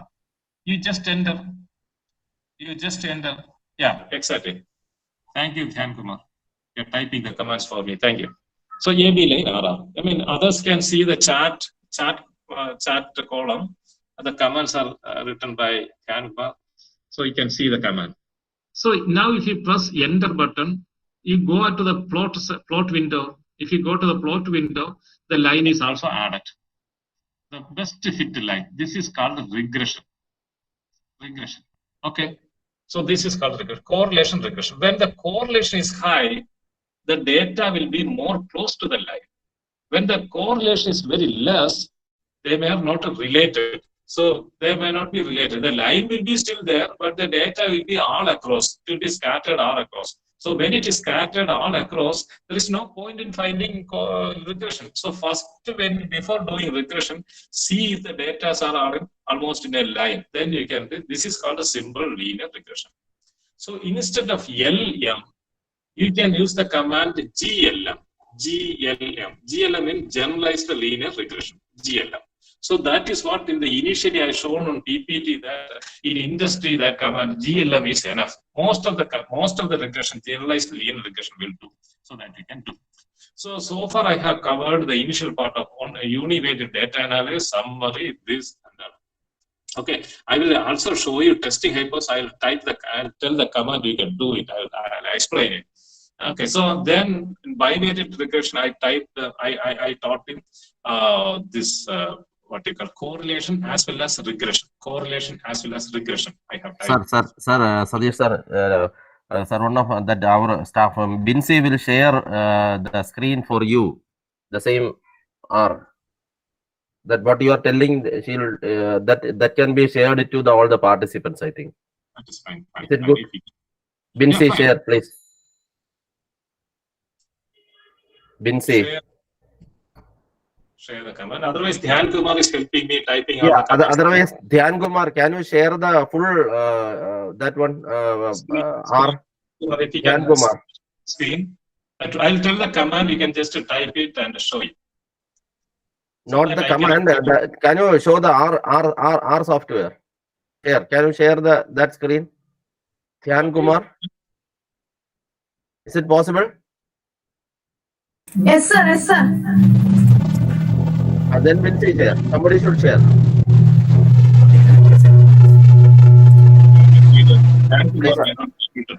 Share. So whoever is in the panel, others are only a participant. They cannot share this one. Only the panelists can share, I guess. Yeah, Binsi share. Yeah. Sharing. Okay. Good. Very good. Very good. Okay. So others can see. I'll tell the command. You please type back. I'll one more thing is yeah, very good. Thank you. So I mean now AB line, if you see, you will get the line which I have shown you before getting my laptop down. So that is regression. Okay. So I have typed the correlation as well as regression. Correlation as well as regression. Right? Regression, the line will AB line. If you type, the line will go through that. Yeah, no problem. I can see there is no issues. Regression once again. Okay, I will type the commands again. A regression. I will type A is equal to 1:10. A is equal to 1:10. Yeah, A is equal to 1:10. Then B is equal to 1:10 plus. B is equal to 1:10 plus. RNORM within parenthesis bracket 10. Within parenthesis bracket 10. Bracket close. Enter. Okay, very good. Very good. Then RR equal to LM bracket B tilde symbol A. B tilde symbol, that is near escape button. B tilde A. That is also there in the chat box. Okay, enter. Okay. Now plot A comma B. Plot A comma B. Enter. Yeah, you saw the plot. Then AB line, ABLINE, AB line within bracket RR. Bracket close and R line. So this is regression. Now, if you suppose the correlation is very bad, correlation is very small, then the data will be all across. then there is no point in finding the regression. So to know whether the regression is good or bad, you can also type summary within bracket R. Summary within bracket RR. Okay, enter. Bracket close, enter. See, you get all the details, whether the good is. So there is something called the p-value that I will explain when the testing hypothesis. Okay, the testing hypothesis I will agree. I'll explain that what is p-value. Okay, so this is regression. You can do that actually. You can say this figure or whatever you can do. So p-value is small means you can reject the null hypothesis. There is no difference between that and that. So I will explain. So the full is, I mean, I'm just asking you. Many people will say that SPS is very easy, R is difficult. Is it difficult? It is not difficult. It's very simple actually to get. That is what my message is. Okay. The next thing I'll go to testing hypothesis. Testing hypothesis. Okay, I'll explain the concept first. Suppose we say that students in Kerala or in Kerala, the school-going students in Kerala, school-going people in Kerala are watching TV on an average 3 hours a day. Average a student, a school-going kid, average on an average watch television on an average 3 hours a day. How do we check it? How do you test it? They say on an average a student watches television 3 hours a day. 3 hours a day. How do you check it actually? നമ്മളെ കുട്ടികൾ 3 മണിക്കൂർ ഒരു ദിവസം TV കാണുന്നു പറയണം. അത് check ചെയ്യണം. How do you check? The best thing to check is you go and ask every school-going student in Kerala whether they watch TV, how long they watch TV, etc. So I mean, then find the average, but that is not possible. We have around 1 lakh or 10 lakh students or something, a large quantity. You can go all the students. So this is the hypothesis. What is the hypothesis? What is hypothesis? We say that college-going students or school-going students, kids are watching television 3 hours a day. So the population is all the students. What is the population we assume is 3 hours a day population mean, and they watch television 3 hours a day population. Okay, but we can't ask all. We will take a sample. Sample means we'll ask only maybe 100 students, random. And for testing it, I'll type. Can you just type x is equal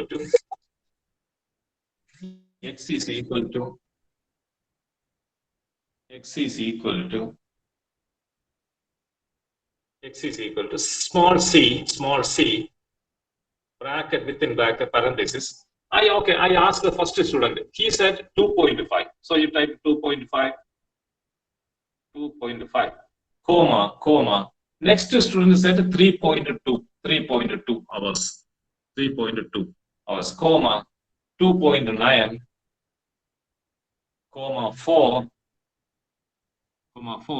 comma 1.5, comma some numbers you type, few numbers around 3, not very large numbers, around 3 you can type some numbers, 2.8, 2.5.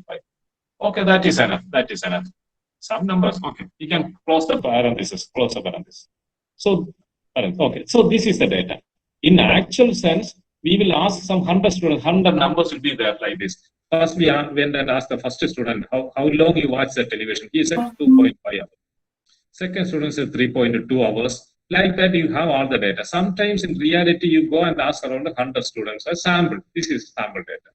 Now we want to test whether hypothesis on an average whether students have this. This is called a t-test. We'll do one sample t-test. Okay. How to do one sample t-test? There are a lot of theory behind. I could have very beautifully explained it because of the limits. I'll tell you anyway. After this, I'll tell you. Okay. You type t.test within bracket x comma mu equal to 3. Bracket close. Enter. So you have done t-test. This is not simple. Only 2 command actually. This is one sample t-test. Okay, I mean, one sample t-test means there is only one sample. The average is average, the population average is 3. That means we assume that on an average students watch 3 hours a day. 3 hours a day. That is what we assign. Then we have a sample. We have a sample around what you call around some 10 numbers or so. So how many numbers are there? Then the bottom, when you type the result, you might have got a number like a DF, degree of freedom. So how many numbers are degree of freedom is 1 less than that. If you have typed 10 numbers, degree of freedom will be 9. If you have typed 7 numbers, degree of freedom will be 8, 1 less than that. Okay. Now, whether to reject the hypothesis or not, how do you decide? There is something called a p-value, probability. You just go and check on internet t-test. All the explanation, everything is there. Otherwise, I will give one more file to Ibsen so that he can share actually about your testing. It is a very beautiful file. It explains all the concepts. The same example is there in that text actually. So now if you go to p-value, if the p-value, see the result in p-value, I can't see it, is what is it? 0.68. No, 0.68. If the value is less than 0.05, we will reject it with the 95% confidence level. You can never say with 100% sure this is smoking is it has a cause for cancer. Smoking is a cause for cancer. We can, with the 100% surety, we can say accept that or reject it. We can only with a certain degree. If we want to accept it for 95% certainty, here the p-value is more than, because 95% means probability is 0.95. 95% means probability is 0.95. What is the remaining to get wrong? The remaining probability is 0.05. If the p-value is less than 0.05, we will reject it. Here we got a number which is higher than 0.05. The 0.05 p-value, 0.6 or something. So it is higher than 0.05. So we accept the hypothesis. What is accept the hypothesis? The hypothesis that school-going kids are on an average watches 3 hours a day. We accept it. And there is one more thing. In the software, either it is SPS or any software, the hypothesis is not fit into that. The hypothesis always no difference. That is the hypothesis. So what is no difference? There is no difference between population mean and sample mean. What is population mean? Here the population mean is assumed to be 3. Population mean is 3. The sample mean is sample, you have X actually. So if you type the sample mean, you get a number. So that is not significantly different. Why should type the mu is equal to test? Because mu is equal to test means mu means you can actually population mean we type it as mu in Greek letter mu, because here we can't use mu, so we type mu. Because that hypothesis we assume that school kids are watching TV on an average 3 hours a day. So the population mean is taken to be 3. That is why we typed mu is equal to 3. That is why we typed the mu is equal to 3. Okay. So when then p-value here is above 0.6, above 0.05. So we accept the hypothesis. What is the accept the hypothesis? There is no difference. Always no difference. No difference means there is no difference between population mean and sample mean. That means both are same. That means it is true that it is statistically true that school-going kids are school-going kids are watching TV almost 2 or 3 hours a day. So this is us testing. I'll do one more thing. So I don't know whether my mobile also go down after some time. In case, sorry for that. I think the remaining section we can do sometimes later. So if we are getting a time, so I think up to this, I think we can rewind and the participants' clarification, everything we can go. I think up to t-test anyway. Up to you t-test you have discussed. I think one more thing. Let me tell you one more sentence. Okay. There is something called 2 sample test. 2 sample tests. Journalists stay in that. If you drink Horlicks, you will be sharper. How do you test statistically? So you take 300 students, give 2 tablespoons of Horlicks every day. And then you take 200 students, another group. You don't give any Horlicks.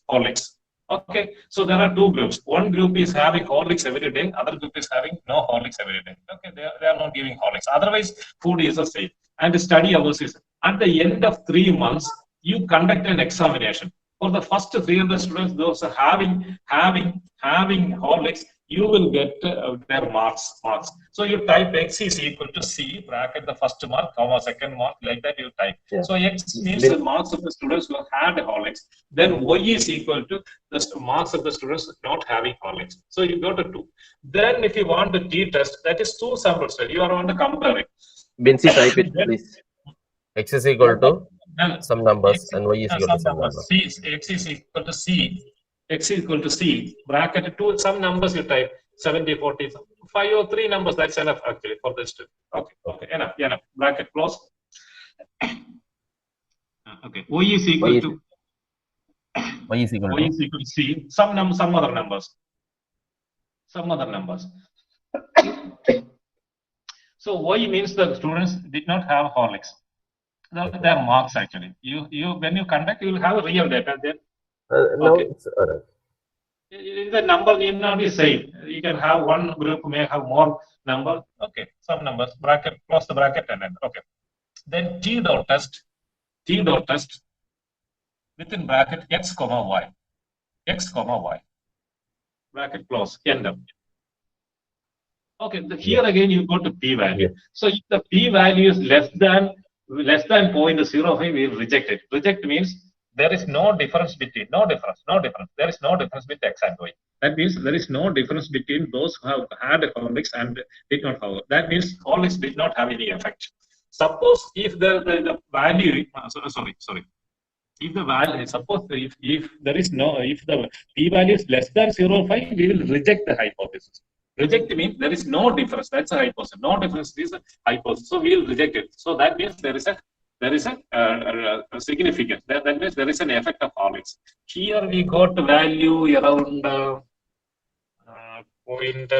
much is value? 0.88. That means 0.88. That means that is there is significant difference. That means there is the hypothesis. There is no difference. So that we will accept. That means there is no significant effect. If it is less than 0.05, we will reject it. What is to be rejected? The rejection is there is no difference. That is rejected. I think you got it. So this is one sample test. This is C sample test. It's very simple actually. But now actually we need to explain what is the statistical concept behind. But there are a lot of notes online. I will share 2 files with later because my laptop is down. I will share today my files with Samsung. He will share across you the 2 files I have. And I think with this we can wind up because I must complete because of the situation, power situation. Okay, thank you for listening to me for this long. Thank you very much for inviting me, and sorry for the interruption in between because the power failure and everything. Right, sir, please don't wind up. There is a question answer session, so you have to clear the doubt. Now this is the session of the doubt clearing session. So if you have any questions, you can directly ask to sir first. Then if those who put in the chat box, it will be read by our teachers and it will be presented to sir. So first preference is given to if anybody wants directly ask any questions to sir, please do it. ആർക്കെങ്കിലും നിങ്ങൾക്ക് നേരിട്ട് സാറിനോട് ചോദ്യം ചോദിക്കാനുള്ളത് ആദ്യം നിങ്ങൾ ചോദിക്കുക. അത് കഴിഞ്ഞതിന് ശേഷം ചാറ്റ് ബോക്സിലുള്ള ക്വസ്റ്റ്യൻസ് പോസ്റ്റ് ചെയ്യുന്നതാണ്. Yes, please. It was almost like a practical training session. Thank you. This is my first from the command. Actually, this is the first workshop I am doing. A workshop kind of thing, training session I am doing online. And somebody is feeling that it is almost like a real face-to-face training session. And thank you to hear that. Actually, thank you for that. It's happy to be. Can you get speaker's email ID? My email ID is, one thing I will tell you, go to Kerala University website. I'm working in Future Studies Department. So go to faculty section of the Future Studies Department of Kerala University. So all the details are there. Even otherwise, some will share it. Share the details. My email ID is ksktvm@gmail.com. ksktvm@gmail.com. Phone number is 924984387722. Everything is there on the time. Yeah. I want Sorry, to anybody can get the details of the sir in the university website itself. It is there. So you just go to the future studies department and you can see the photo and the profile of him, and everything is there. So I think now we can use the time for any doubt.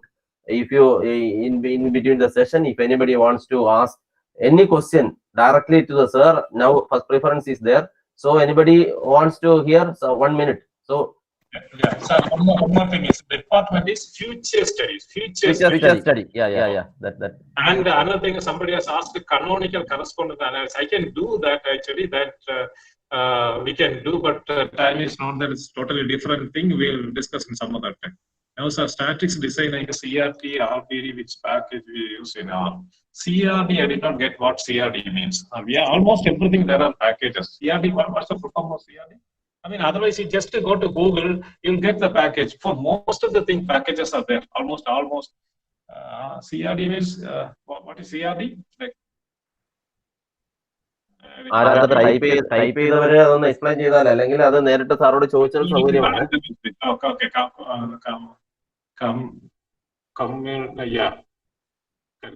Yeah, fine. Thank you for sharing my link. And yeah, that random is design. It must be there. I haven't done it actually, so I don't know exactly which package that I have done so far. But it must be there, I guess. I haven't seen it. I did not. And I haven't done that kind of analysis. It must be there. I can sit and get back to you. Otherwise, you Google it, you might get it. Interactive and informative session by down to earth, yet really resourceful resource person.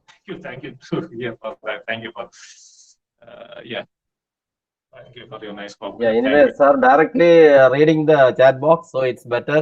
So if anybody, I think, can we do SEM analysis? Yes, actually, if power was there, I was trying to do SEM also. There is something called SPM. So first you have exploratory data and exploratory factor analysis. After that, you do confirmatory factor analysis. Then you do SEM, structural regression model. There is a package called Lavan. Lavan is a good package now. You can do structural regression modeling. I have some files in the earlier website I have shown you, dfs.gnomo.com. So there I have put Amara University workshop. I think I have put that notes over there. Otherwise, even I can help, or we'll have another session on that, the structural regression modeling. That is also you can do in a very beautiful way. Multivariate analysis include CSCC. That and are easy actually. You can do all those kind of things. Multi-analysis we can do, but this time 1 hour I may not be able to cover everything that we can do. Just getting research paper published, how to install these packages, which are commands and multivariate. There are a lot of packages for CCNL. It's not that difficult actually. It's a simple thing we can do, but I don't have time now. But we'll have these kind of things if you're interested. Yes. So, any more questions? Sir, one question from YouTube. Okay. SPSS or R is useful for educational research? Exactly. Why not? Why not? For any statistical package, R is much better than other software. That is not my opinion. R is very good actually. Very good. I mean, it's not. The general feeling is that it is not user friendly, but it is not. You can do that actually. Once you have all the commands, just getting into it actually. Otherwise, it's very simple. It's not that difficult. And there is a good community in the internet, we can say. And just type on Google. Actually, there is something called R discussion forum. You just put any question, somebody will help you. That is also there. Thank you. Yes. Sir, I think any graphical front end for R? Front end, one is this R Studio. There are a lot of R works. There are a lot of R command. If you use R command, it is almost like SPSS. You wouldn't know that you are using R. There are several front ends. R Studio, R works, R command. There are a lot actually. Thank you, Helen. Yes. Thank you, Rani. And please say that analysis was done using R for particle. I mean, you can do that. I have seen some papers which has given references of R package. It's been done in R package. Will it be accepted? Yeah, sure, it will be accepted. It's more than that. The package doesn't make any sense actually. This is whether your methodology is correct or not is more important. So you can very well done. R is a very valid, actually it's just developed by research community only, so it's no problem. No problem. Okay. Thank you, Anand. Agi Anand. Okay. I think it's time to wind up. ഇനി ചോദ്യങ്ങളൊന്നും ഇല്ലാന്ന് വിചാരിക്കുന്നു. അപ്പോ ഇപ്പൊ നിങ്ങൾക്ക് ഈ ഒരു 5 minutes ഒരു ഇപ്പൊ ഈ നിങ്ങളുടെ ഫീഡ്ബാക്കിന്റെ ലിങ്ക് ഇപ്പൊ നമ്മുടെ ചാറ്റ് ബോക്സിൽ വരും. അത് ഇമ്മീഡിയറ്റ് ആയിട്ട് ഇപ്പൊ തന്നെ നിങ്ങൾ ചാറ്റ് ബോക്സിൽ വെച്ച് തന്നെ അത് നിങ്ങൾ ക്ലിക്ക് ചെയ്ത് അതിലെ ഫീഡ്ബാക്ക് കൊടുക്കുക. ആ ഒരു 2 minute നമ്മളൊരു ബ്രേക്ക് ആയിട്ട് നമ്മുടെ കോളേജിലെ ഒരു സോങ് നമ്മൾ ഇൻ ബിറ്റ്വീൻ നൽകുന്നുണ്ട്. Lincy, do you have that? അത് ഉണ്ടോ? പറയുന്നുണ്ടോ? പറയാം സാർ. യെസ്, പറഞ്ഞോളൂ. സാർ പറഞ്ഞതുപോലെ അറ്റൻഡൻസ് പ്ലസ് ഫീഡ്ബാക്ക് ഫോമിന്റെ ലിങ്ക് ഇപ്പോൾ ചാറ്റ് ബോക്സിൽ പോസ്റ്റ് ചെയ്തിട്ടുണ്ട്. എല്ലാവരും ദയവായിട്ട് അത് എത്രയും പെട്ടെന്ന് ഫില്ല് ചെയ്ത് 5 minute സബ്മിറ്റ് ചെയ്യാനായിട്ട് ശ്രദ്ധിക്കുക. അതോടൊപ്പം മനോഹരമായ ഒരു ഗാനം കൂടി നമുക്ക് കേൾക്കാം. CSI കോളേജ് ഓഫ് എഡ്യൂക്കേഷനിലെ M.Ed വിദ്യാർത്ഥിനിയായ ശ്രീമതി മെർലിനെ ആ ഒരു ഗാനം ആലപിക്കുന്നതിനായിട്ട് ക്ഷണിക്കുന്നു.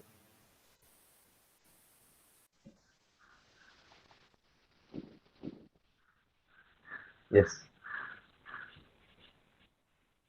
We shall overcome. We shall overcome. We shall overcome. Oh, deep in my heart, I do believe. We shall overcome someday. We shall overcome. We shall overcome. We shall overcome someday. Oh, deep in my heart, I do believe we shall overcome someday. We'll walk hand in hand, we'll walk hand in hand, we'll walk hand in hand someday.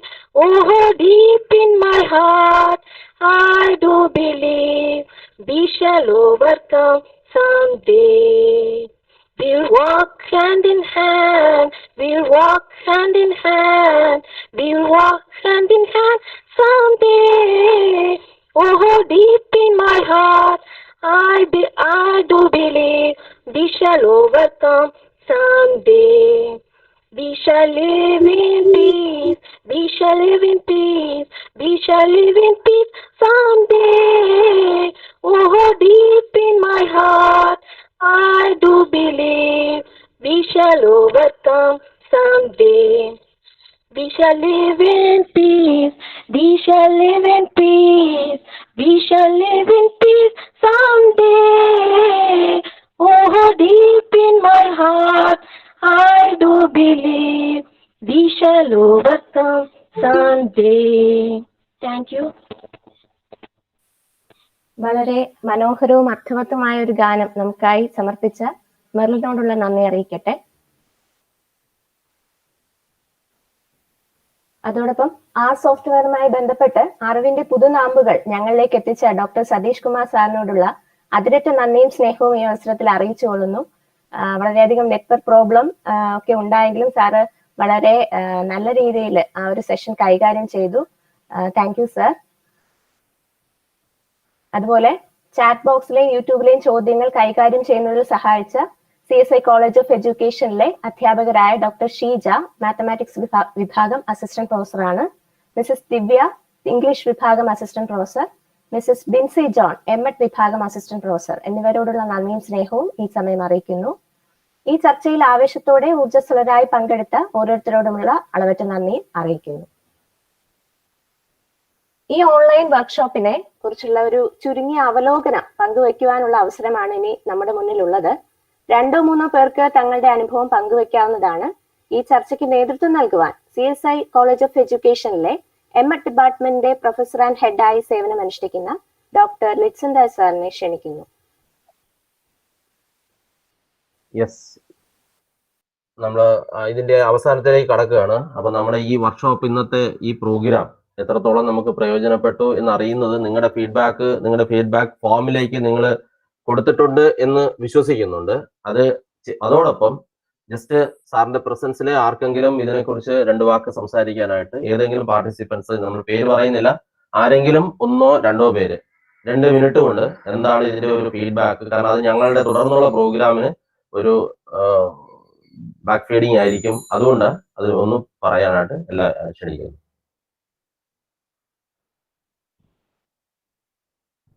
Subin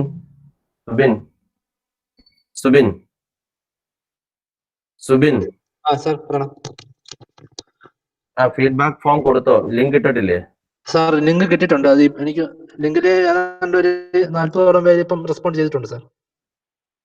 ചെയ്തിട്ടുണ്ട്. അപ്പൊ ആ link available ആണെങ്കിൽ ഒന്നുകൂടെ ഇട്ട് കൊടുത്തിട്ട് 2 minute കൊടുത്തേക്കുക, 2-3 minute. Okay. ആ link ഒന്നുകൂടെ resend ചെയ്തിട്ട് ഗ്രൂപ്പിൽ കൊടുക്കുക, ഒരു 3 മിനിറ്റ്സ്. ദയവ് ചെയ്ത് ആ ഫീഡ്ബാക്ക് ഫോം ലിങ്ക് ഒരിക്കൽ കൂടെ തരികയാണ്. ഇപ്പൊ തന്നെ നിങ്ങൾ അത് ഫില്ല് ചെയ്ത് ഉടൻ തന്നെ കൊടുത്തോളം. 5 മിനിറ്റ് കഴിഞ്ഞാൽ അത് വിഡ്രോ ചെയ്യുന്നതാണ്.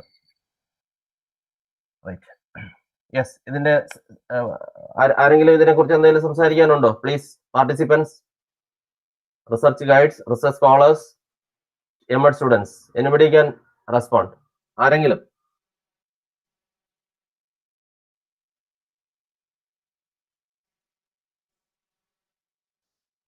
അൺമ്യൂട്ട് ചെയ്ത് സംസാരിക്കണേ. സംസാരിക്കുന്നവർ അൺമ്യൂട്ട് ചെയ്യണം. അൺമ്യൂട്ട് ചെയ്തിട്ട് വേണം സംസാരിക്കാൻ.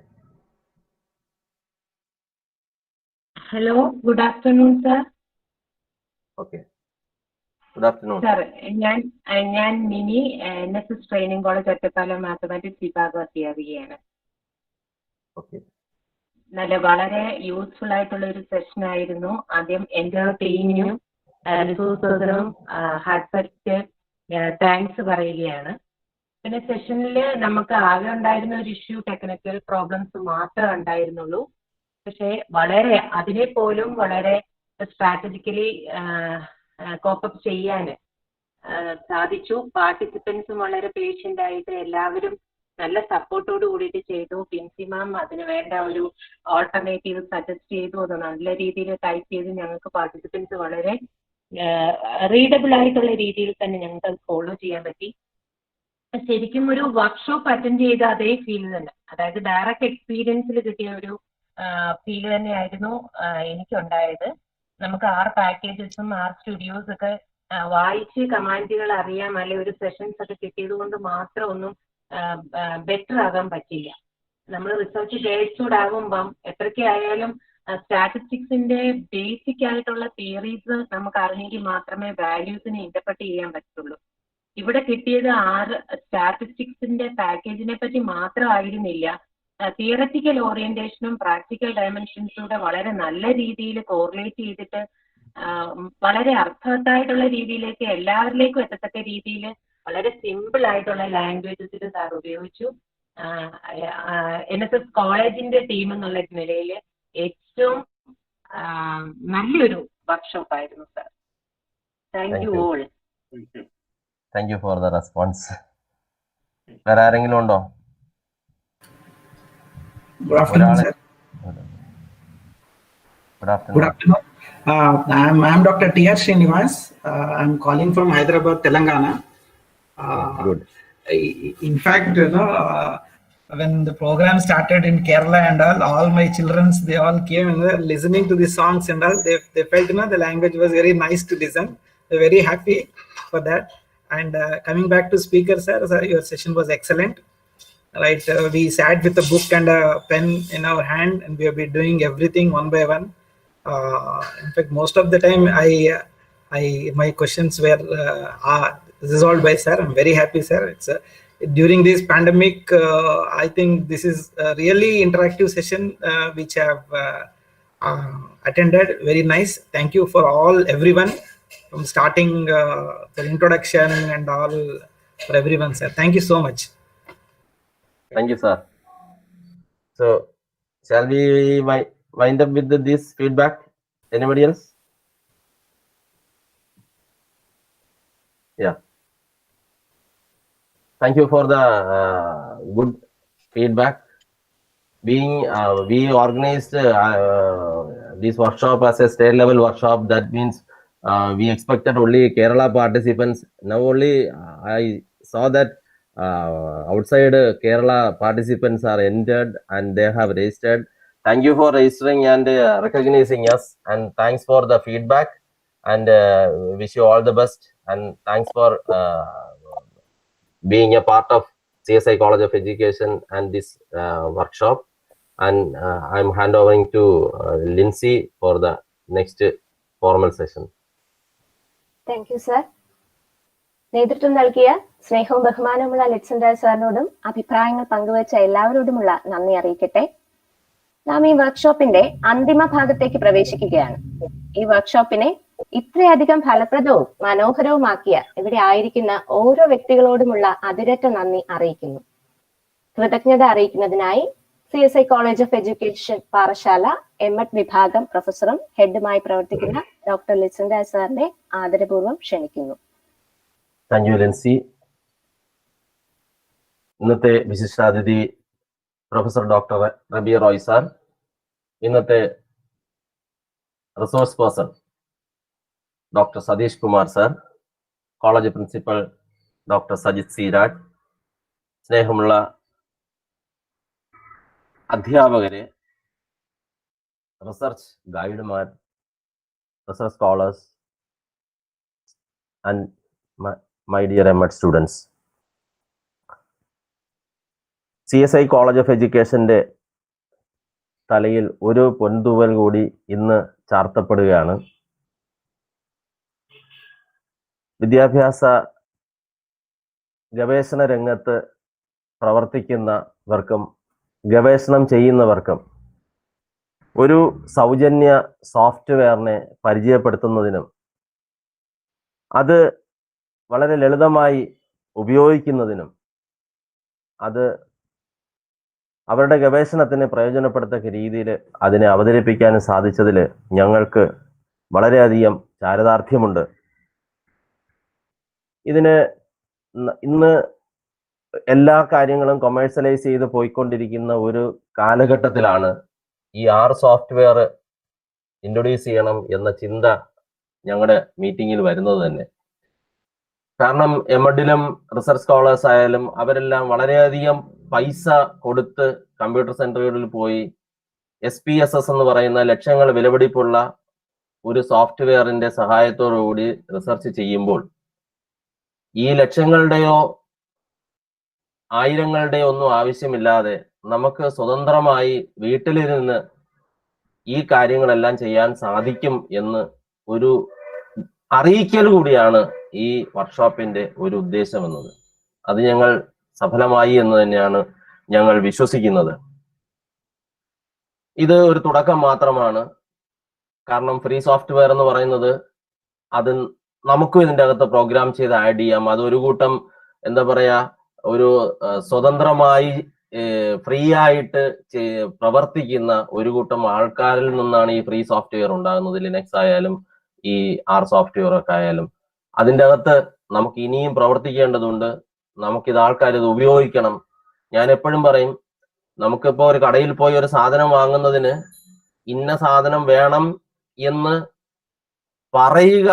പറഞ്ഞു വാങ്ങിക്കുക. അത് മാത്രമാണ് സോഫ്റ്റ്വെയറിൽ. മറ്റേ SPSS ആകുമ്പം അത് ആൾറെഡി പേരുണ്ടായിരിക്കും. ഇന്നത് സെലക്ട് ചെയ്താൽ കാണിച്ചാൽ മതി, അവരതിങ്ങ് എടുത്തുകൊണ്ട് വരും. പകരം നമുക്കൊന്ന് പറയണം ഇന്നതിന്റെ പേര്. ആ ഒരു വ്യത്യാസം മാത്രമേ ഉള്ളൂ. ബാക്കി എല്ലാ കാര്യങ്ങളും ഒരുപോലെയാണെന്ന് വിശ്വസിക്കുന്ന ആളാണ് ഞാൻ. നമുക്കത് ബോധ്യപ്പെട്ടിരിക്കും. So let us work on that. അത് നമുക്ക് ഇനിയും കൂടുതൽ അതിൻ്റെ അകത്ത് പ്രവർത്തിച്ചുകൊണ്ടേയിരിക്കാം.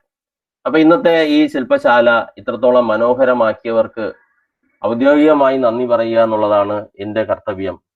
ഇന്നത്തെ ഈ ശില്പശാല ഉദ്ഘാടനം ചെയ്തത് അധ്യാപന രംഗത്തും പഠന രംഗത്തും വളരെ പ്രാഗൽഭ്യം തെളിയിച്ച ഒരു വ്യക്തിയാണ് professor doctor Rabi Roy. TKM കോളേജിലെ അധ്യാപകനാണ്. പക്ഷേ ഇന്റർനാഷണലായിട്ട് ഒരുപാട് മേഖലകളിൽ പ്രവർത്തിക്കുന്ന അദ്ദേഹമാണ് കൃത്യസമയത്ത് വരികയും നമ്മുടെ ഈ ശില്പശാല ഉദ്ഘാടനം ചെയ്യുകയും ചെയ്തു. അദ്ദേഹത്തിന് CSI കോളേജ് ഓഫ് എഡ്യൂക്കേഷന്റെ പേരിലുള്ള നന്ദി ഞാൻ ഈ സമയം അറിയിക്കുകയാണ്. ഇതിലെല്ലാം ഉപരി ഏറ്റവും കൂടുതൽ നമ്മൾ കടപ്പെട്ടിരിക്കുന്നത് ഇന്നത്തെ റിസോഴ്സ് പേഴ്സൺ ആയിരിക്കുന്ന സതീഷ് കുമാർ സാറിനാണ്. ഞാൻ സാറിന്റെ വേറൊരു വർക്ക്ഷോപ്പ് ഞാൻ ഓർഗനൈസ് ചെയ്തിട്ടുണ്ടായിരുന്നു. വളരെ സിമ്പിളായിട്ട്, വളരെ ഒരു ലേമാൻ, ഇപ്പൊ ഒരു മാത്തമാറ്റിക്സ് ബാക്ക്ഗ്രൗണ്ട് ഇല്ലാത്ത ഒരാളിനും ഈ സോഫ്റ്റ്വെയർ എങ്ങനെയാണ് ഉപയോഗിക്കേണ്ടത് എന്ന് വളരെ സിമ്പിളായിട്ട് ആ സോഫ്റ്റ്വെയറിനെ അവതരിപ്പിക്കുന്നതിന് വളരെ പ്രാഗൽഭ്യം ഉണ്ടെന്ന് എനിക്ക് അറിയാവുന്നത് കൊണ്ടാണ് സത്യം പറഞ്ഞാൽ സാറിനെ ഞാൻ വീണ്ടും രണ്ടാമത് ഇങ്ങനൊരു ഒരു ഇതിലേക്ക് വേണ്ടി ക്ഷണിച്ചത്. അപ്പൊ ഇതില് നമുക്കറിയാം ഈ ഫ്രീ സോഫ്റ്റ്വെയർ അത് പ്രൊമോട്ട് ചെയ്യുന്നവർക്ക് ഒരു പ്രത്യേക മാനസികാവസ്ഥയാണ്. കാരണം അവരെ സംബന്ധിച്ച് അറിവ് സൗജന്യമായി ആൾക്കാരുടെ കയ്യിലേക്ക് എത്തണം എന്ന് ചിന്തിക്കുന്ന ഒരു കൂട്ടം ആൾക്കാരാണ് എപ്പോഴും ഈ ഫ്രീ സോഫ്റ്റ്വെയറിന് വേണ്ടി വാദിക്കുന്നത്. അത് അപ്രകാരം തന്നെ ഇത് എത്ര ജനങ്ങളിലേക്ക് എത്തണമോ നിങ്ങൾക്ക് മനസ്സിലായി കാണും. കാരണം എൻ്റെ കയ്യിലുള്ള കുറച്ച് ഡോക്യുമെന്റ്സ് ഞാൻ നിങ്ങൾക്ക് എൻ്റെ കയ്യിൽ തരാം, അത് ഷെയർ ചെയ്യൂ. തീർച്ചയായിട്ടും അത് ഷെയർ ചെയ്യും. കാരണം അത് സൗജന്യമായി വരുന്ന സാധനം സൗജന്യമായി എല്ലാവരുടെ കയ്യിലും എത്തണം. ഞാൻ പറയും നിങ്ങൾക്ക് തരുന്നു, നിങ്ങൾക്ക് ഇത് ആർക്കെങ്കിലും ഷെയർ ചെയ്യണോ, ആരെങ്കിലും താല്പര്യം. പക്ഷെ ഒരു കാര്യം മാത്രം, ദോസ് ഹു നീഡ്, ആവശ്യമുള്ളവർക്ക് മാത്രമേ ഇത് ഷെയർ ചെയ്യാവൂ. വെറുതെ നമ്മൾ ഒരു ഗ്രൂപ്പിലേക്ക് ഷെയർ ചെയ്ത് ഇതിനെ കളയരുത്. കാരണം ഇതൊക്കെ വിലപ്പെട്ട വസ്തുക്കളാണ്. അത് ആരാണോ ആവശ്യക്കാര് അവർക്ക് സൗജന്യമായി, തികച്ചും സൗജന്യമായി നിങ്ങൾ ഇത് കൊടുക്കണം. ഈ സോഫ്റ്റ്വെയർ വളരെ വലുതായി പ്രൊമോട്ട് ചെയ്യപ്പെടണം.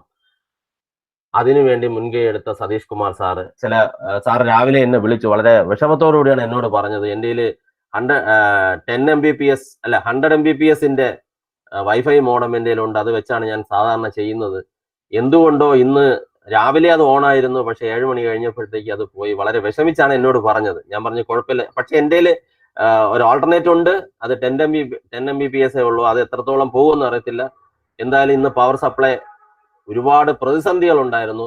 പക്ഷെ സാറ് വളരെ തന്മയത്തോടു കൂടിയും വളരെ ധൈര്യത്തോടു കൂടിയും ആ പ്രതിസന്ധികളെ തരണം ചെയ്തത് സാറിനേക്കാൾ ഉപരി ഓർഗനൈസേഴ്സായ ഞങ്ങൾക്ക് അതൊരു വലിയ അനുഗ്രഹമായിരുന്നു സാർ. കാരണം അല്ലെങ്കിൽ ഇത് ഞങ്ങൾ എങ്ങനെ മാനേജ് ചെയ്യും എന്നുള്ളത് വളരെ ബുദ്ധിമുട്ടിയിരുന്നു. സാർ അത് മാനേജ് ചെയ്തു. അത് സാറിന്റെ ഞാൻ നേരത്തെ പറഞ്ഞതുപോലുള്ള ഒരു മനോഭാവത്തിന്റെ കൂടെ കാര്യമാണ്. സാറിന് എത്ര നന്ദി പറഞ്ഞാലും മതി വരത്തില്ല. ഞങ്ങൾക്കറിയാം, ഞങ്ങളുടെ കോളേജിൽ ഞങ്ങളുടെ എലിയേഷനെ സ്വീകരിച്ച് വന്ന് ഇന്നത്തെ ഈ സെഷൻ ഇത്രയും മനോഹരമായി, കാരണം ഫീഡ്ബാക്ക് സെഷൻ പറഞ്ഞത് അതാണ്, വളരെ സിമ്പിൾ ആയിട്ട് വളരെ സിമ്പിൾ ലാംഗ്വേജിൽ ഇത് ഇത്രയും പ്രസന്റ് ചെയ്യാനായിട്ട് സാറിന് കഴിഞ്ഞു എന്നുള്ളത് സാറിന് അഭിമാനിക്കാം. ഞങ്ങൾക്ക് അത് വളരെ അനുഗ്രഹമായിരുന്നു. സാറിന് ഈ കോളേജിന്റെ പേരിലും ഈ വന്നിരിക്കുന്ന എല്ലാ പാർട്ടിസിപ്പൻസിന്റെ പേരിലും വളരെ വളരെ സ്നേഹപുരസരം ഞാൻ നന്ദി പറയുന്നു. നന്ദി സാർ. Thank U. ഇനി ഈ കോളേജിന്റെ ഞങ്ങൾ ഇതിന്റെ ആതിഥേയർപ്പെട്ടതാണ് എങ്കിലും ഔപചാരികയുടെ പേരിൽ കോളേജിന്റെ പ്രിൻസിപ്പൽ ഡോക്ടർ സജിത് സി രാജ, അദ്ദേഹമാണ് ഇതിന്റെ മൊത്തത്തിലുള്ള ഒരു ചുക്കാൻ പിടിക്കുന്നതും പുള്ളിക്ക് ഇതുപോലുള്ള കാര്യങ്ങൾ നടത്തുന്നതിന് അദ്ദേഹത്തിന് വളരെ താല്പര്യമുണ്ട്. ആ താല്പര്യത്തിന്റെ പുറത്താണ് കേരളത്തിൽ നമ്മൾ ഈ മാസത്തിൽ തന്നെ രണ്ടാഴ്ചക്കകത്ത് തന്നെ രണ്ടാമത്തെ അതൊരു വെബിനാർ അല്ല, ഒരു വർക്ക്ഷോപ്പ് മോഡൽ ചെയ്യാനായിട്ട് നമ്മൾ തീരുമാനിച്ചതും അതിന് ഏറ്റവും അധികം സഹായ സഹകരണം ചെയ്തതും അതിനുള്ള എല്ലാ കാര്യങ്ങളും ചെയ്തത് പ്രിൻസിപ്പൽ ഡോക്ടർ സജിത് സി രാജാണ്. ഒപ്പം തന്നെ നമ്മുടെ കോളേജിന്റെ മാനേജർ സ്റ്റാലിൻ സാറ്, അദ്ദേഹവും പൂർണ്ണമായും ഈ കാര്യത്തിൽ ഈ വർക്ക്ഷോപ്പ് ഇത്രയും മനോഹരമായി കണ്ടക്ട് ചെയ്യുന്നതിനുള്ള എല്ലാ സഹായ സഹകരണം ചെയ്തു. അതുകൊണ്ട് തന്നെ പ്രിൻസിപ്പലിനോടും മാനേജറിനോടുമുള്ള പ്രത്യേക നന്ദി ഞാൻ ഈ സമയം രേഖപ്പെടുത്തട്ടെ. ഇനി ഇതിനോട് നന്ദി പറയേണ്ടത് ഇതിൽ പങ്കെടുത്ത പാർട്ടിസിപ്പൻസിനോടാണ്. പക്ഷെ അതിൽ ഒരു വിഷമവും എനിക്ക് പറയാതിരിക്കാൻ നിവൃത്തിയില്ല. കാരണം നമ്മൾ ഈ പാർട്ടിസിപ്പേഷൻ ഒരു 150 ആൾക്കാർക്ക് വേണ്ടി നമ്മൾ ലിമിറ്റ് ചെയ്തിരുന്നു. ലിമിറ്റ് ചെയ്തത് മറ്റൊന്നുമല്ല, അതൊരു വർക്ക്ഷോപ്പ് മോഡിൽ ചെയ്യുക എന്നുള്ളത് ഞങ്ങൾ പ്ലാൻ ചെയ്തിരുന്നു. സാറിന് അത് കഴിയുകയും ചെയ്യും. ഇപ്പൊ സാറും ചോദിച്ചിരുന്നത്, ഞാൻ പറഞ്ഞ എനിക്ക് നന്നായിട്ട് അറിയാം, കാരണം അതൊരു പെർഫോമൻസ് ബേസ്ഡ് ആയിട്ട്, അതുകൊണ്ടാണ് നമ്മൾ സോഫ്റ്റ്വെയർ ഇൻസ്റ്റാൾ ചെയ്തിട്ട് എല്ലാവരും വരണമെന്നൊക്കെ പറയുന്നത്. അതുകൊണ്ട് തന്നെ സെലക്റ്റഡ് ആൾക്കാർക്ക് മാത്രമാണ് നമ്മൾ ഈ ലിങ്ക് അയച്ചത് 150. പക്ഷെ അതില് രജിസ്റ്റർ ചെയ്തിട്ട് കയറാതിരുന്നത് ശരിക്കും ഒരു ചതിയായി പോയി. അത് ബാക്കിയുള്ളവരുടെ ചാൻസസ് നിങ്ങൾ നഷ്ടപ്പെടുത്തി എന്ന് വേദനയോടെ പറയാതിരിക്കാൻ നിവൃത്തിയില്ല. കാരണം നിങ്ങൾ രജിസ്റ്റർ ചെയ്ത് at least you could have been send an email, ഞങ്ങൾ പങ്കെടുക്കുന്നില്ല എന്ന് പറഞ്ഞാൽ ഈ ചാൻസ് മറ്റൊരാളിന് ഞങ്ങൾ നൽകുമായിരുന്നു. എങ്കിലും അവരെ കുറിച്ചല്ല ഞങ്ങൾ പറയേണ്ടത്, ഈ വന്ന നിങ്ങളോട് തന്നെയാണ്. ഒരുപാട് റിസർച്ച് ഗൈഡ്, അധ്യാപകര്, റിസർച്ച് മേഖലയിലുള്ള റെപ്യൂട്ടഡ് പേഴ്സണാലിറ്റീസ്, അധ്യാപകര്, NSS കോളേജ് ഇപ്പം ഒറ്റപ്പാലത്ത് നിന്നൊക്കെ ടീച്ചർ വന്നു. വളരെ സന്തോഷമാണ് ടീച്ചറെ. ഞങ്ങൾക്ക് വളരെ സന്തോഷവും ബഹുമാനവും ഉണ്ട്. അതുപോലെ വേറെ കുറെ ടീച്ചേഴ്സ്, മുംതാസ് ഒക്കെ ഇവിടെ ഇരിപ്പുണ്ട്, ബോർഡ് ഓഫ് സ്റ്റഡീസ് മെമ്പർ ഒക്കെയാണ്. എൻട്രി ചെയ്തിട്ടുണ്ട്, ഞാൻ കണ്ടിരുന്നു. അപ്പൊ അങ്ങനെ ഒരുപാട് പേര് ഇതിന്റെ അകത്ത് റെപ്യൂട്ടഡ് ആയിട്ടുള്ള റിസർച്ച് ഗൈഡ്സ് ഇതിന്റെ അകത്ത് വന്നിട്ടുണ്ട്. കേരളത്തിന് പുറത്തുള്ള അധ്യാപകരും ഒത്തിരി പേര് പങ്കെടുത്തിട്ടുണ്ട് എന്ന് ഞങ്ങൾക്ക് മനസ്സിലായി. പിന്നെ റിസർച്ച് സ്കോളേഴ്സ്, അവരും വളരെ കൃത്യമായി ഇതിന്റെ അകത്ത് താല്പര്യപുരസ്സരം പങ്കെടുത്തിട്ടുണ്ട്. അവർ വർക്കൗട്ട് ചെയ്യുന്നുണ്ടായിരുന്നു. അത് എനിക്ക് സന്തോഷമുണ്ട്. കാരണം ഞങ്ങൾ ഉദ്ദേശിച്ചത് അത് തന്നെയാണ്. പിന്നെ MEd സ്റ്റുഡൻസും അവരും കുറെ പേര് ഇതിൽ പങ്കെടുത്തിട്ടുണ്ട്. എല്ലാവരോടും കോളേജിന്റെ പേരിലുള്ള നന്ദി ഈ സമയം ഞാൻ രേഖപ്പെടുത്തുകയാണ്. ഇനി ഈ ശില്പശാലയുടെ പിന്നിൽ പ്രവർത്തിച്ച് ഈ ശില്പശാലയെ നിയന്ത്രിച്ചത് നമ്മുടെ കോളേജിലെ തന്നെ അധ്യാപികയായ ലിൻസിയാണ്. വളരെ തന്മയത്വത്തോടുകൂടി തന്റെ ആങ്കറിങ് ആ ഒരു കോർഡിനേഷൻ വളരെ കൃത്യമായി ചെയ്തിട്ടുണ്ട്. പിന്നെ നമ്മുടെ കോളേജിന്റെ IQAC കോർഡിനേറ്റർ ആയിരിക്കുന്ന doctor Vinitha, doctor Sheeja, Binsy teacher, Divya, Vijila തുടങ്ങി കുറെ അധ്യാപകര് ഇതിന്റെ പിന്നിൽ പ്രവർത്തിച്ചിട്ടുണ്ട്. അതിനേക്കാളൊക്കെ ഉപരി ഇതിന്റെ ടെക്നിക്കൽ സപ്പോർട്ട് നൽകിയിരിക്കുന്നത് നമ്മുടെ കോളേജിൽ തന്നെ ജനറൽ അധ്യാപകനായിരിക്കുന്ന സുബിൻ ആണ്, സുബിൻ ടീച്ചർ. അപ്പൊ സുബിനും ഈ ടെക്നിക്കൽ ഇഷ്യൂസ് ഒന്നും ഇല്ലാതെ വളരെ കൃത്യമായി ഇത് പ്ലാൻ ചെയ്യുന്നതിനും ഇതിന്റെ എല്ലാ കാര്യങ്ങളും കൃത്യമായി ക്രമീകരിക്കുന്നതിന് സുബിൻ വളരെ കുറെ കഷ്ടപ്പെട്ടിട്ടാണ് ചെയ്തിട്ടുള്ളത്. എന്റെ ഈ കോളേജിലെ എല്ലാ അധ്യാപകരോടും ഇതിനു വേണ്ടി പിന്നിൽ പ്രവർത്തിച്ച എല്ലാ അധ്യാപകരോടും അനധ്യാപകരോടുമുള്ള നന്ദിയും ഞാൻ ഈ സമയം രേഖപ്പെടുത്തുകയാണ്. സമയം നമ്മൾ പ്രതീക്ഷിച്ച അതുപോലെ സമയം അതിക്രമിക്കുന്നു. ഒരിക്കൽ കൂടി സതീഷ് സാറിനും ഇതിൽ പങ്കെടുത്ത എല്ലാ പാർട്ടിസിപ്പൻസിനും so thank you all. Thank you. I thank all the participants, especially the participants and teachers joined from outside Kerala, and I thank the resource person Sadish sir, and thank you all. Thanks for being cooperating with us. Thanks. Thank you. I should thank every one of you. Thank you for calling me to this workshop, and thank you. And there were some technical issues in the morning. There was no power, then network problem. Usually there won't be this much delay. Even I have a UPS that also could drain. Then I was a bit skeptical, but without much problem we could manage. Happy about that. Thank you all the participants for the tasks, comments, and I'm really happy that it was useful for you. Thank you. Thank you all. Thank you, sir. Thank you. ബഹുമാനപ്പെട്ട doctor ലിറ്റ്സന്റെ സാറിനോടുള്ള നന്ദിയും സ്നേഹവും അറിയിക്കുന്നു. ഇത്തരത്തിലൊരു state level online വർക്ക്ഷോപ്പിന് നേതൃത്വം നൽകി ഒരു ഉൾപ്രേരകമായി പ്രവർത്തിച്ച മാന്യ വ്യക്തിയാണ് അദ്ദേഹം. വാക്കുകൾക്ക് അതീതമായ സാറിന്റെ പ്രവർത്തനങ്ങൾക്കായി CSI കോളേജ് ഓഫ് എഡ്യൂക്കേഷന്റെ പേരിലുള്ള നിസ്സീമമായ നന്ദി രേഖപ്പെടുത്തുന്നു. അതിരുകളില്ലാത്ത അറിവിന്റെ നിറകുടങ്ങളായി നാം ഓരോരുത്തരും നിലനിൽക്കണം. അറിവുകൾ പങ്കുവയ്ക്കുവാനായി ഇതുപോലെയുള്ള മറ്റൊരു വർക്ക്ഷോപ്പിലൂടെയോ ഓൺലൈനായോ അല്ല നേരിട്ടാണെങ്കിലോ നമുക്ക് ഒത്തുചേരാം. നമുക്ക് എല്ലാവർക്കും എഴുന്നേൽക്കാം. ദേശീയ ഗാനം.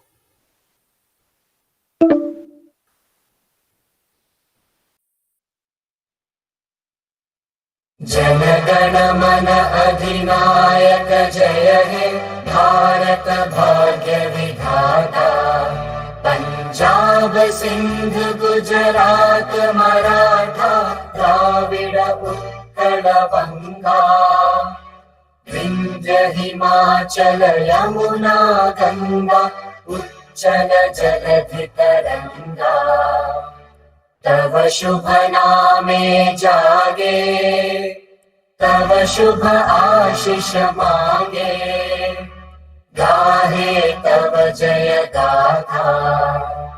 जन गण मंगलदायक जय हे भारत भाग्य विधाता, जय हे जय हे जय हे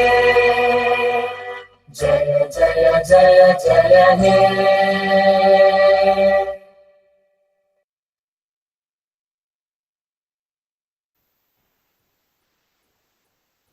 ഈ വർക്ക്ഷോപ്പിൽ പങ്കെടുത്ത എല്ലാവരോടും CSI കോളേജ് ഓഫ് എഡ്യൂക്കേഷന്റെ പേരിലുള്ള നന്ദി അറിയിക്കുന്നു. പങ്കെടുത്ത ഓരോ വ്യക്തികളുടെയും ആവേശത്തോടെയുള്ള പങ്കാളിത്തത്തിനും ഞങ്ങൾക്ക് നൽകിയ പിന്തുണയ്ക്കും അഭിനന്ദനങ്ങൾക്കും ഹൃദയത്തിന്റെ ഭാഷയിൽ ഒരിക്കൽ കൂടി നന്ദി.